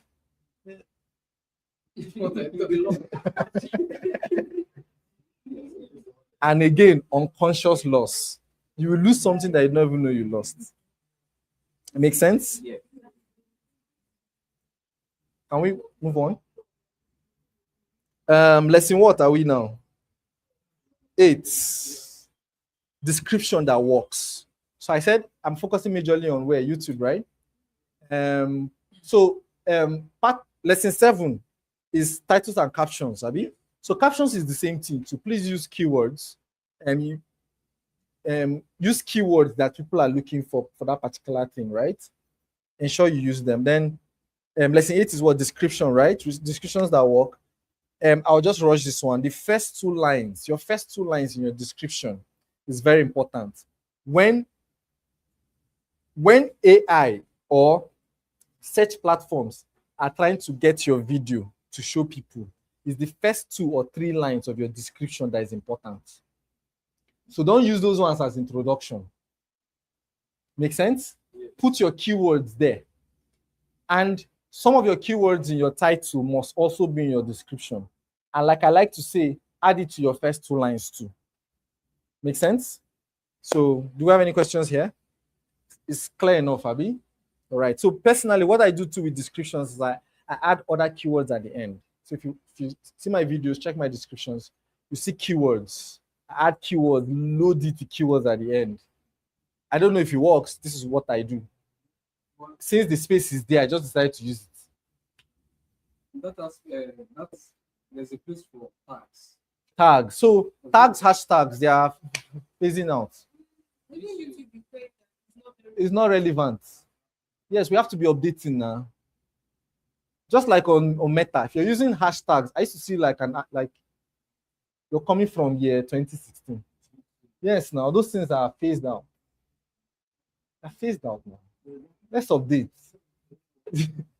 Yeah? It works. I don't know if it don't work. I just know they're phased out. In the age of AI, it doesn't work, right? Those things are phased. See, there's AI. AI, do you know that as you're talking now, your phone is literally reading what you're saying? You know that, right? Till you turn it off. At the late level we are now, all those things, they are.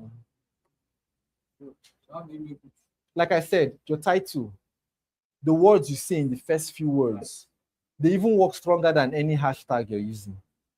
Do you get? And many other things I have said. Okay?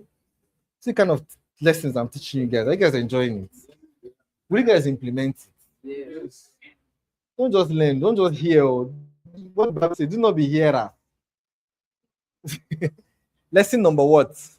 9. Thumbnails. Your thumbnails are very important. Thumbnails. So your thumbnails complement your title.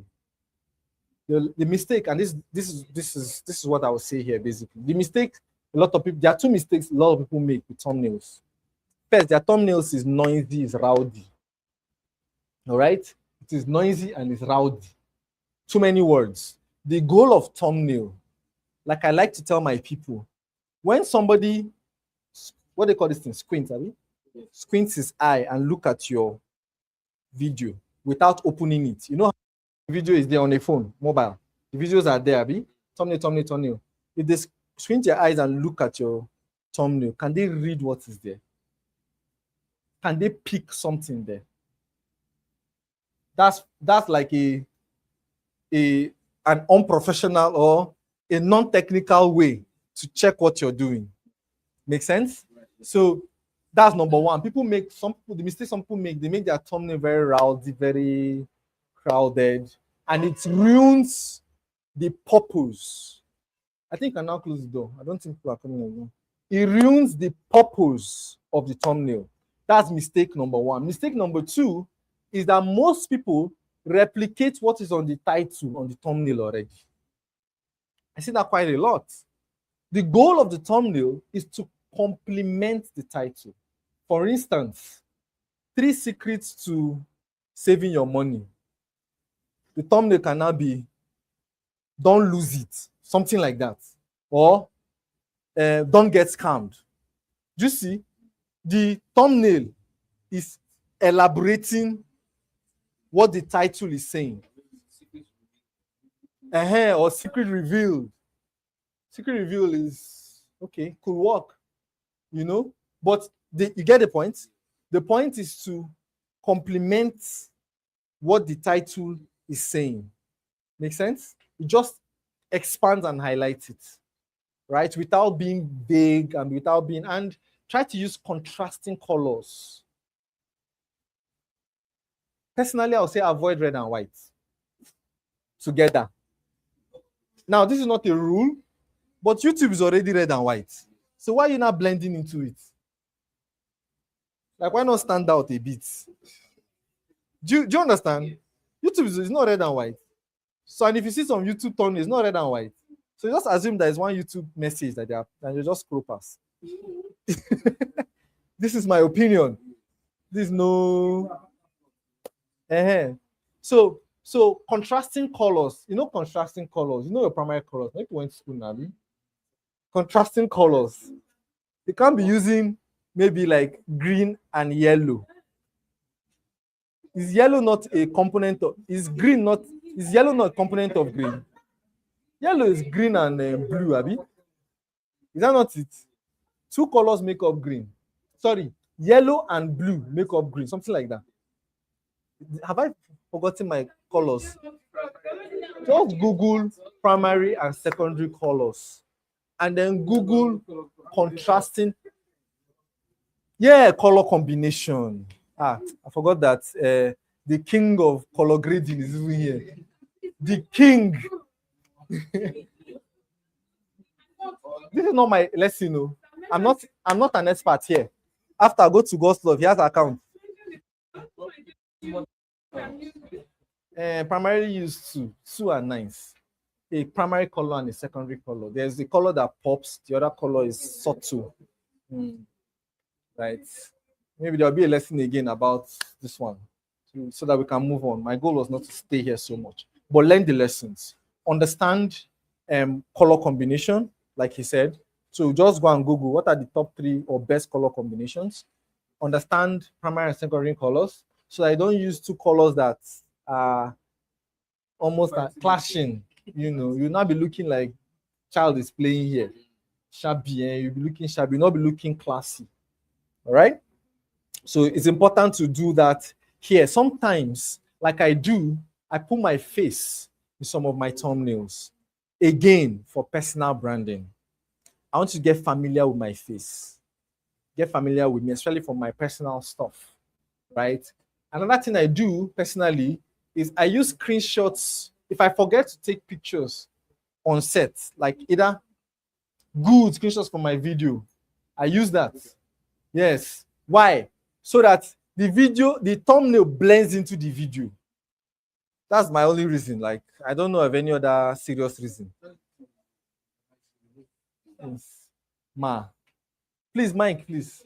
Like you have said about this, about the colors that you mentioned that not working now, I'm used to. Is it right for me to now start today and change color? Will they affect the thumbnails that I have? That one has gone now. You just start doing new thing. You have a question? Yes, sir. So, would you advise using that ChatGPT to create images, thumbnails? So I've done it before. Sometimes they'll change your face. Exactly. So that's the reason. So why not just use Canva? Have templates on Canva. and just keep editing the template. Like currently on my Canva thumbnail template, I think there are close to 100 and maybe 112, 120 different thumbnails that I have created over the years. So all I do is I go and look for one, download it, and use it. Yes, nothing good is easy. Okay, from what you said now, like what I learned recently is Yeah. if I want to make thumbnail, sometimes nothing is coming on my head on how to design Yes. it. What I've done is I'll bring the pictures I want to use, maybe the image of this thing, and post it on ChatGPT. Okay. It will now give me Idea. a thumbnail idea. Okay. Then I'll now go to Canva And now and design it. it. It's Okay, easier that works. way. I think that works. Please give them the mind there. I think that works too. But personally, I just use thumbnails of my past because I like uniformity, right? Okay, sometimes I have an assistant that handles my thumbnails sometimes, so but if I'm doing my thumbnails myself, which of course we try to blend it and make it look good, but that's basically for me. Design them from Canva. I've tried ChatGPT. If you check my YouTube channel, my personal channel, you see some ChatGPT tutorials, and it was me experimenting it and seeing, one now made me look like old man. Did you get? But when you have a paid ChatGPT, it gets better easily. Yeah. Yes. So can we move on? Lesson what now we in? Time has gone. No, can I finish this thing? Lesson 10. Lesson 10. So let's talk about conversations as I wrap up here. Conversations. So lesson 10. Lesson 10 will be the real goal for every conversation. The real goal for every conversation, or how to have conversations that win. Either of them. The real goal for every conversation, or how to have conversation that win. The first thing to note about conversations, remember the lifeline of content marketing. The first is what? Visibility. Second is what? Interest. Third is what? Conversations. And I said that's where your work really begins, Abi. So conversations. Now, the goal for conversation is what? Is to understand before you recommend. If there's nothing you heard today in this class, you see this part. Understand before what? Recommendation. All right? Understand before recommendation. That's the goal. Now, here are 5 rules. 5 rules of a good conversation. Now, in my book, You're Easy to Ignore, I talk about the 5 questions you can ask a prospect as soon as he reaches out to you. And the top 3 questions there are: number 1, need. It's called a need analysis. What are the needs? What do you need this property for? Number 2 is what? Is budget.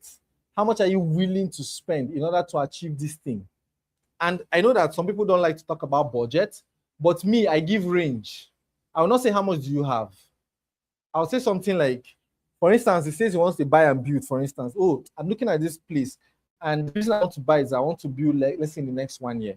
That's his reason. That's the why, right? Then I'll say, okay, based on my expertise and knowledge about my city, so you'll be looking at between 50 to 100 million. Does this fit what you're looking for? See the way I've asked it, right? Some people used to ask, how much do you have? Clients and ask, what do you have?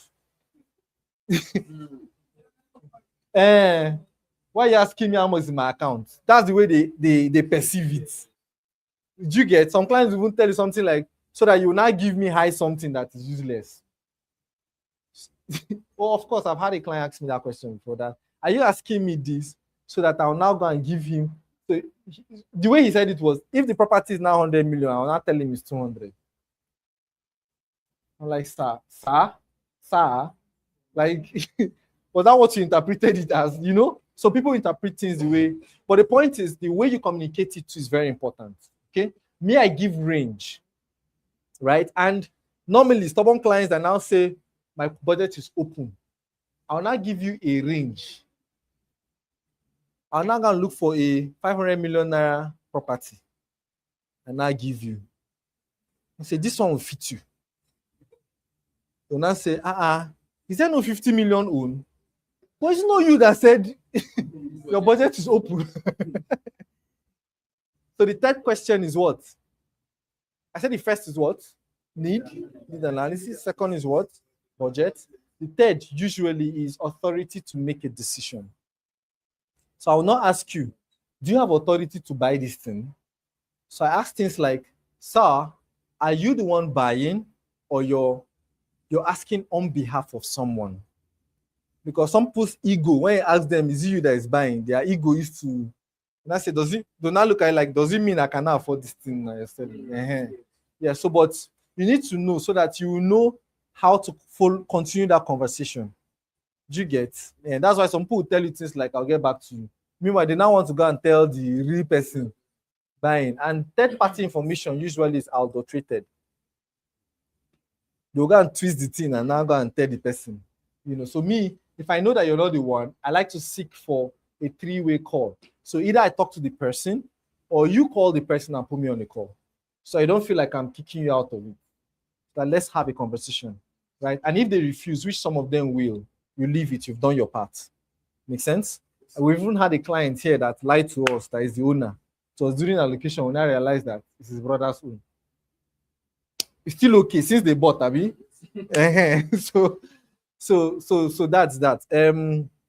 For this conversation, let's look at 5 rules so I don't deviate too much. Let's look at the 5 rules to proper conversation that converts. The first is to ask before pitching. Ask before pitching. Ask. Again, the goal of a conversation is to ask the right questions. It's not to just drop. Somebody say hello to you. Hello, Blessing. I saw your video on XYZ. Oh, good afternoon, sir. Next thing, you go and pack all your archive or your gallery and dump on the guy's stuff. No, that's not you. Just chase the client. He gets overwhelmed. And the truth is, it is you doing the business that have the patience to understand those things there. Hope you guys know that. The prospect, if it's possible for you to just do the work for him and give him the results, it's better. So me, I like to make the work easy by asking you these questions I just said. Okay? So the first is what? Ask before you pitch. Number 2, listen more than you talk. Listen more than you talk. Do not listen just to respond. Listen to understand. Make sense? So you listen. Ask the questions, you listen. You ask the questions, you listen. Don't interrupt. Don't be doing, okay, sir, what if? Okay, sir, what if? No. You ask now. You keep quiet, let the person talk. Make sense? Number 3 is, of course, you pause. So when they respond, you pause before you respond. Sometimes I like to re-echo what you said before I respond. I'm sure that we're on the same track. Of course, that one will come over time as you talk with clients. Number 4, try to recommend one option if possible. Don't recommend multiple options. Sir, this one is good, this one is good, and this one is good, and that one too. I just remember this one too. Sometimes I know anxiety makes us do all those things. Excitement, anxiety, And that's why a part of my book is called the calm before conversation. So for me, I basically just know, of course, I've been in all these shoes, like I've been at all these levels. And I know that sometimes the anxiety that comes without us being calm makes us spoil the conversation. After the conversation, I say, I should have said, do you get? Yeah. So it's important that you recommend one option, right? That's the point I'm making now. I'm talking about the 5 rules, Abi, of a good conversation. And I say number 4 is what? Recommend one option. Number 3 is pause before responding. Number 3 is what? Pause before responding. Or re-echo the answer before you respond. Have you heard things like, sir, if I get you right, you're looking for this, Abi? If I get you right, just to re-echo. Okay? And then number 4 is what? Commend one option. 2 at the most. But one option usually. And the reason why you're confident enough that option you recommend is because you have listened. You have asked the right questions. You understand his budget. You understand what he's trying to achieve. Then you recommend. Make sense? When you recommend multiple options, 2 things happen. First, you don't look like you even understand what he's saying. 2, you overwhelm the client, the prospect. Are we learning? Are we bored? No. Rule number 4. Always end the conversation with a clear next step. Clear. Don't just say, okay, and you ended the call. Okay, what? Clear next step. For instance, you're talking to a client and he says, all right, Jeff, let me go and review, which I get a lot. Let me go and review all you have said to me. Right? That's how some of them say it. Let me take a look at this and reverse. And to ask, when are you going to revert? Which of any steps to fix the next appointment? It's called conversations, right? So you're fixing the next step. What I do is, even when the client tells me that I'll get back to you next week, how I ask my own is, sir, so I ask something like, sir, can I get back to you on Tuesday or Wednesday? Which of these days work for you? You told me you get back to me, but me, I ask you, can I get back to you on Tuesday or Wednesday? Which of these days work for you? Make sense? He will not say, no, Tuesday and Wednesday I'll be out of town. Let's talk on Thursday. Oh, thank you, sir. Does 11 a.m. Thursday work for you? You see that? He now says, no, 11, I'll still be on the air. So let's talk about around 1. All right, sir, 1:30 dot, I'll call you. You see how that conversation went? Now I have a next appointment. Yeah, ask. So usually when the person tells you, I said I'll get back to you, usually, just give me one. Usually, 2 things. Either you don't look like someone that he would have called in the first place, right? You had commission breath. Usually, you had commission breath. You know what commission breath is now, Abi? Yeah? You had commission breath. Or you don't look like you understand him. Or, which is now the last one, he may be a window shopper. The first two is your fault. The third one is not your fault. And like I said yesterday, the 80-20 rule applies, the Pareto principle.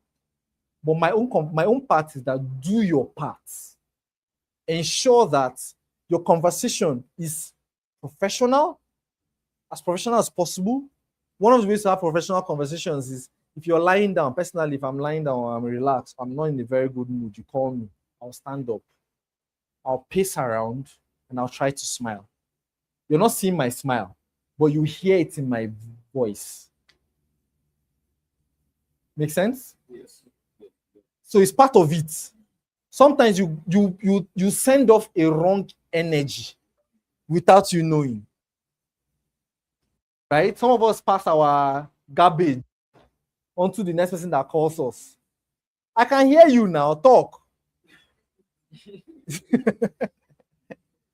Or you start up a conversation and you just say, hello, who is this? Right? And okay, so my name is, and you're very impatient with the person, especially maybe when it's not a foreign number. Make sense? So there are call etiquettes or call, so long as the energy is right, the conversation, like I'm saying now, is right, then maybe the client is not right. It's not ready yet. And that's okay too. Make sense? Can we go on? Um,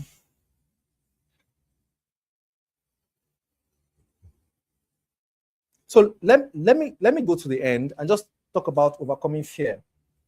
So this will be lesson what? Overcoming fear of content creation. This is lesson what? As we wrap up here. Which was one? Lesson one is what? Lifeline. Eh? Eh? Lesson one is what now, guys?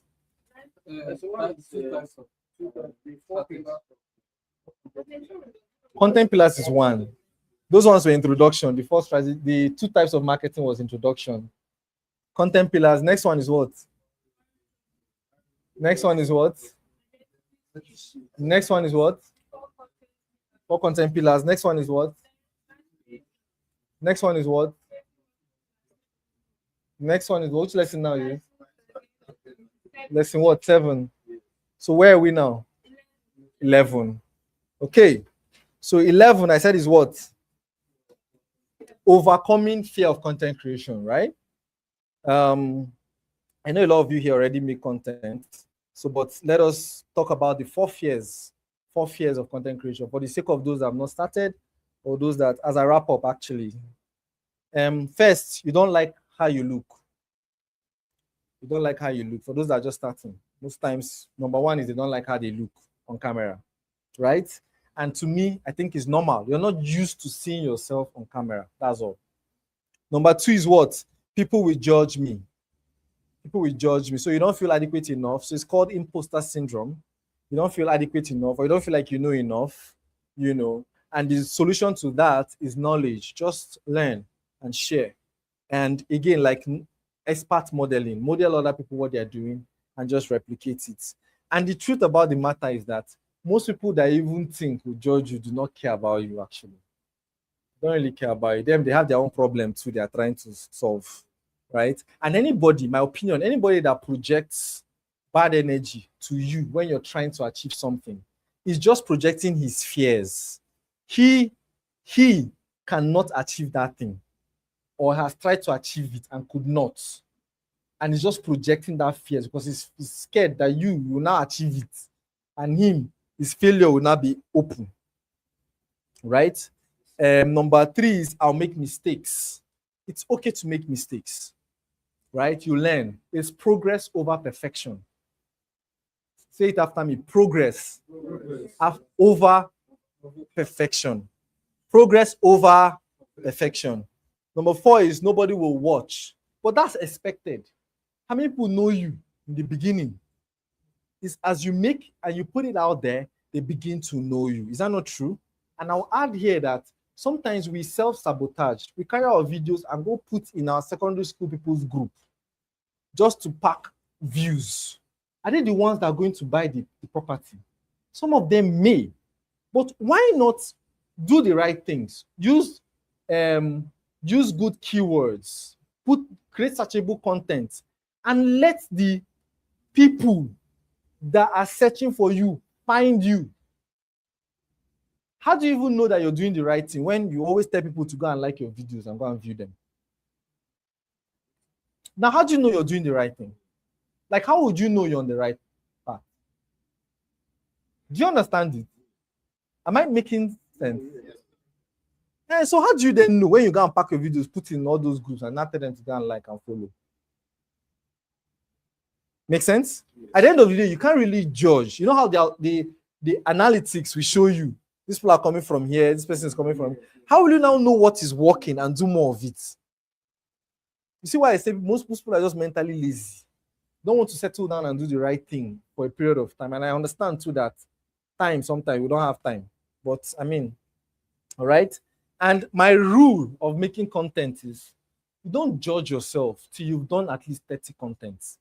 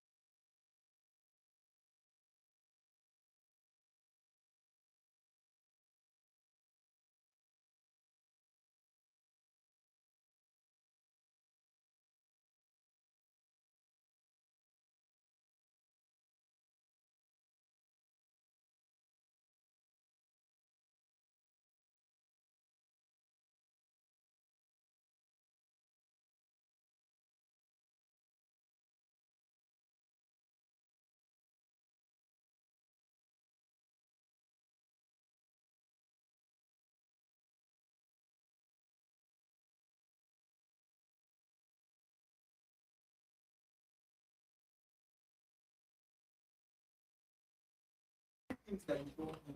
Sound. If you tell the client that you're going to do something, please try and do it. Okay, at a specific time. You have alarms for a reason. You have calendars. Some of you that carry iPhones up and down, you have Siri. So even if you don't have time, Siri has responded. So even if you don't have time, just say, "Hey Siri," and tell Siri to do something for you, right? To lock down that thing. Or use your calendar. Set as soon as you are. In fact, what I do sometimes is I attend to clients a lot on loudspeaker so that I can be noting or sending them things. So usually, as I'm telling you the time, I'm going to my calendar immediately to go and put it there, so that an alarm will hit at that time. I said I'll do it, and then I'll do that thing. Because sometimes those little things actually spoil your reputation, and you don't know, you know. And so integrity. Now, number 4, bad habit is talking too much. Some of you talk yourselves in and out of a sale. Sale have closed, you now start talking again. Client have said that, "Oh, this one looks good to me." Now saying, "Hey, there's another one." He just told you this one looks good to him. All right, talking too much too is a bad habit. Number 5, too many options. I said that already. Too many options. Number 6, chasing clients. When I say chasing clients, you don't understand how to qualify clients. And those questions I said that you ask clients, they are qualification questions. So by the time you ask clients some questions and he responds to the affirmative, you can see clearly that this person understands what he wants. Make sense? The 4th question, I talked about 5 questions, Abi. I talked about the top 3. That's why you're buying, budget, authority to make decision. The 4th usually is timeline. So I like to ask something like, so if I get you this property, he said he wants to build in next 1 year. So I get you this property that you want to build in 1 year's time. Within the budget, maybe say his budget is 80 million, for instance. Within the budget of 80 to 100 million, can we at least make a deposit or lock down this plot by Wednesday next week? Timeline. You see that? By Wednesday next week. What am I trying to do? I'm trying to see if the money is there. Make sense? I just chose Wednesday. Wednesday is a random date. I don't like to choose Monday, especially if it's a weekend. If it's towards the weekend, I don't like to choose Monday. I like to give a buffer of Friday, Monday for bank in case you have to go to bank. Maybe Tuesday again in case Monday. Wednesday. Which excuse you want to give me again on Wednesday? Do you get? So I like to say by Wednesday next week, do you think it's something we can at least lock down? So lockdown can mean make a deposit, can mean pay off, can mean, do you get? Make sense? Chasing clients. So no qualification and chasing clients, they're like the same thing, right? And so let's bad habit number 7 was supposed to be no qualification, right? Number 8 is poor product knowledge. And this is where a lot of us sit. We don't really understand the product. When I say product includes both the property and the location you are selling it, right? Part of product knowledge is also the use case. For instance, if somebody asks you, where are the top 5 places you think currently that development is heading towards in Enugu or in Abuja or in Port Harcourt? That's product knowledge as well. Hope you know. It means that you understand your market. So the market is part of product knowledge. Where are the top 10 places that people are likely looking for rental now? That's product knowledge. Make sense? So when some people hear product knowledge, you just imagine you're talking about the property, just the estate or just the stuff. Make sense? So poor product knowledge is part of number 9, no follow-up. And then number 10, you don't have a system. Okay? All right. So with this, we'll come to the end of today. Yes, question. Mike, please. We're going to shortly do an affirmation because I said that I've stretched people 2 hours of talking. People are exhausted, Abby. Does that end the value of your time? Yes, sir. Was this worth it? Yes, sir. So I don't know if this is part of the class, but it's a personal question. Shoot. There are sometimes as a realtor, you are doing everything that you think is necessary for you to do. But there comes a time where the market is silence and nothing is happening at that point. And maybe you get, I don't know whether to say emotional, or you get tired, or you don't really have the zeal to Push again. push it again. How do you handle that situation? So now you either do your business emotionally or with a system, or you systemize it. Everybody experiences down times. Do you know when it started? Right from the Bible days. 7 years of plenty, 7 years of famine. No be today. So it's not unique to you. Please give them a mind. Right? It's not unique to you. How many of us are Christians here? I mean, some people can be. What did Joseph do? He systemized the process. Most times we give up or we get sentimental and emotional because we don't have a system. You just wake up and anyhow your emotions feel that day. That's how that day will go. Forgetting that your current thoughts and actions are going to produce your results of tomorrow. So that today doesn't look good does not mean that tomorrow will not look good.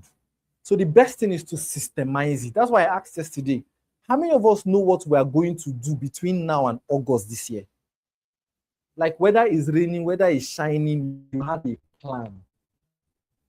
Because there's a chance that there may be ups and downs, but you keep going. Why? Because there's a system. You don't just wake up and the way you feel is not the way you do your business. Now you don't have a business again. You just have a hobby. Do you understand? Point is, there are good days. There are days that don't look too good. Right? What I do on days that don't look, or periods that don't look too good, I double down on my visibility. That's what I do. Because when the days that look too good, you become busy. Clients are taking for inspections, you're closing deals, you're picking up documents. But the days that are not looking too good, you're not so busy now. So what do? Double down on content. You don't feel like it, but you do it. Make sense? Because it is the activity you do in those not too good days that create the good days. Does it make sense? There's no sentiments to it. There's no emotions to it. That is how life is. Whether there are some people you look at, you feel like, I especially don't used to have a bad day. They lie you. They may even be the ones that used to have more bad days than you. Do you get? From what I've learned so far, some of the people you admire, if God allows some of the pressure that they have come on you, eh?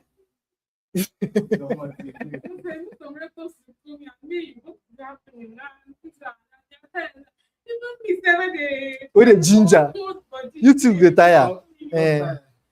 So another thing is circle. Always be within a circle of very energetic people, positive people. Don't allow yourself to be around people that are not positive. Energy robs. Yes. Energy is contagious. Be around positive people. And what I do sometimes is I go to look at people that win. Sometimes I go to Grant Cardon's page and look at him carrying his kids under his private jets. Scarlett and Serena, two of them. Just watch what they are doing. How he's driving his G-Wagon to the tarmac or his Rolls Royce to the tarmac. Just watch people that win. Right? I hear the way he talks. Do you get? You just do those things. Those things can help you. Because what you listen to can affect your emotions. If you're not going to be listening to people that are saying times are hard, things are down. If you know me very well, there's some conversation you have around me. I'll not stay around you again. I will avoid you die. So these things are important too. So let us do some affirmations. Do you have a question? Online, do you have any question? Can you check online if you have a question? Mike, please give him mine. As we wrap up, please. Time is going, it's already over. Sorry to have kept you this long. I want you guys to have enough to So thank Go you and take so action, much. yeah. Thank you so much. Please, I want to ask Wigs on follow up. Yes. Sometimes I think I have these diaspora clients. Yes. I gave him, I recommended what he actually needs Mm-hmm. because this guy always wants, CFO properties and all that. Yes. And then, after the conversation, okay, call me by so time. I've spoken with him, we have talked. And then one of the ways I know about follow up is just to send him maybe an update video of the estate and all, which I have done that over and over. So, sometimes I feel like chatting him up again, trying to call him up again, when are you, something like when are you now paying? Because sometimes these properties they have price review. So how exactly do you, and some persons have taken them they have gone to the estates for inspections and all that. Now I'm now waiting.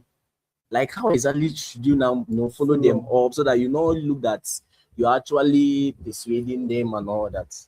Yeah, so well, I can give them in mind now. There are three indicators that a client is ready. I say this like all the time. The first is what? So there are three indicators for a quality qualified client. First is he's ready, meaning that he understands what he wants, right? He just needs he knows what he wants to achieve. He just needs to show him something that aligns with what he wants to achieve. The second is what? He's able. Able means that the money is there, not it will come. He did, right? And then third is what? He's willing. As much as he knows what he wants and the money is there, he's willing to spend that money on what he wants. There's some clients that have the money, they know what they want, but they'll rather go buy a car first, which is okay. It's okay. He made the money. It is money. He may even decide right now that he wants to buy land and change his mind tomorrow. You're not going to force him. Does it make sense? So what I usually suggest, that is why these questions are good. Hear what I asked about timeline, right? Here I asked about need. You see why those questions are good? You see why people win? People win because the conversations are right. That client now, there's a chance he's not ready to buy in the next 2 years, but you're following up because you do not ask the right questions. And to you, there's a question online, and to you, maybe you're not doing it right. But it's not, you didn't ask the right question. Do you understand? Do you understand? I know that it looks like the client is ready, but that is you assuming. Assumption is the lowest form of knowledge. Does it make sense? So your duty, and when you do this over time, when you have these conversations over time, do you know that my team members will come to me and say, I have this client to ask you, what are the questions the client has? You tell me, I'll tell you straight up that this guy is not ready to buy. Why? Because I've done this over time. And there's some questions you ask, there's how they answer. You know that this person is either window shopping, he just gets gathering information so that when he's now ready, he will call you. Right? Others, you just know that, okay, maybe this guy has money, but he's not really, he's just confused. Maybe his money is not too much. He doesn't want to put it in the wrong place. So he just keep procrastinating. You will take him for like 20 inspections. There are clients like that, and etc. etc.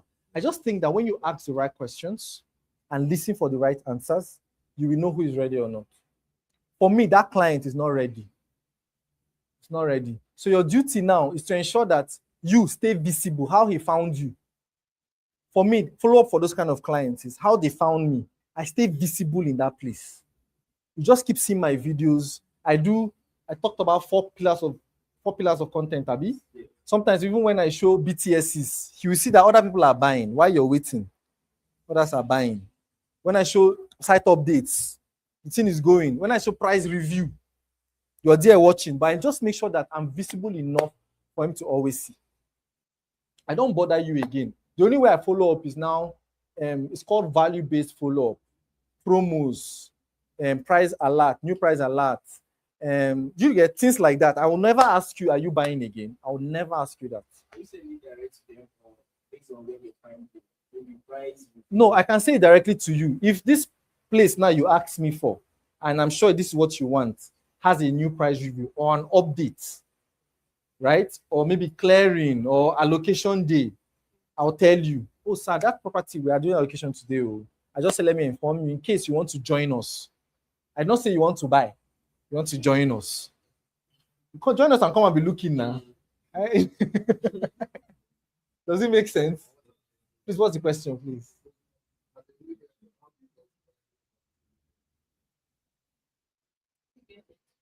Viable. It depends. Eh? There are three ways now.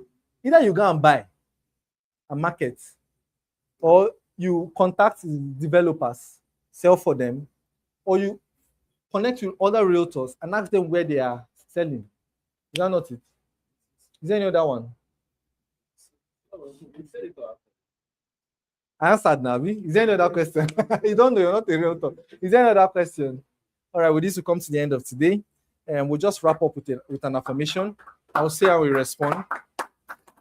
The world were built, we are creators, right? We are creators. We are creators, right? We're created by God, right? And whether your God is Hindu or is Allah or is Christian, is God, right? We're created by God. We're created by a divine nature, right? And the way our creator creates things is by what? By speaking them. Okay? So that's why affirmations are very important, whether now or later. I just want to leave you with this, so that as you go from time to time, just like what she said, there are times you have down times, right? You speak what you want to see, right? And it works, right? First way it works is that it elevates your spirit. That's the first way it works. And then, of course, it attracts the things to you. So I'll say some things and you just respond. I am disciplined. Please mean it. Mean it when you say it and you mean it, okay? I'm disciplined. I execute even when I don't feel like it. I do what others avoid. That is why I win. I don't chase clients, I attract them. My presence commands attention. My knowledge builds trust. My consistency builds authority. Every call I make moves money. Every message I send creates opportunities. Every video I post multiplies my visibility. Now, mean this one very well. Money meets money in my hands. You know what that means? You don't run out of money, right? So say it again. Money meets money in my hand. I take money out of money and money remain. I take abundance out of abundance and abundance remain. Money flows to me easily and consistently. I'm a magnet for high value clients. I close deals with confidence and certainty. I do not hesitate. I act fast and I win. I hit my sales goals again and again. I exceed expectation always. Large sums of money come to me through real estate. You can add whatever else you do, right? So let's say it again. Large sums of money comes to me through real estate. I create wealth with every deal I close. Say it again. I create wealth with every deal I close. I am not average. I am not competing. I dominate. The market hears my voice. The world hears my name. I show up daily, I improve daily, and I win daily. Rejection does not stop me, it sharpens me. Challenges do not break me, they build me. I am focused, relentless, and unstoppable. I'm Jeff Anozie. I create wealth, I close deals, and I win every single day. Please appreciate yourselves. Thank you so much. Yeah, you have another person. All right, send me a message. I'll send to you. All right. Thank you so much, guys. Enjoy a great day.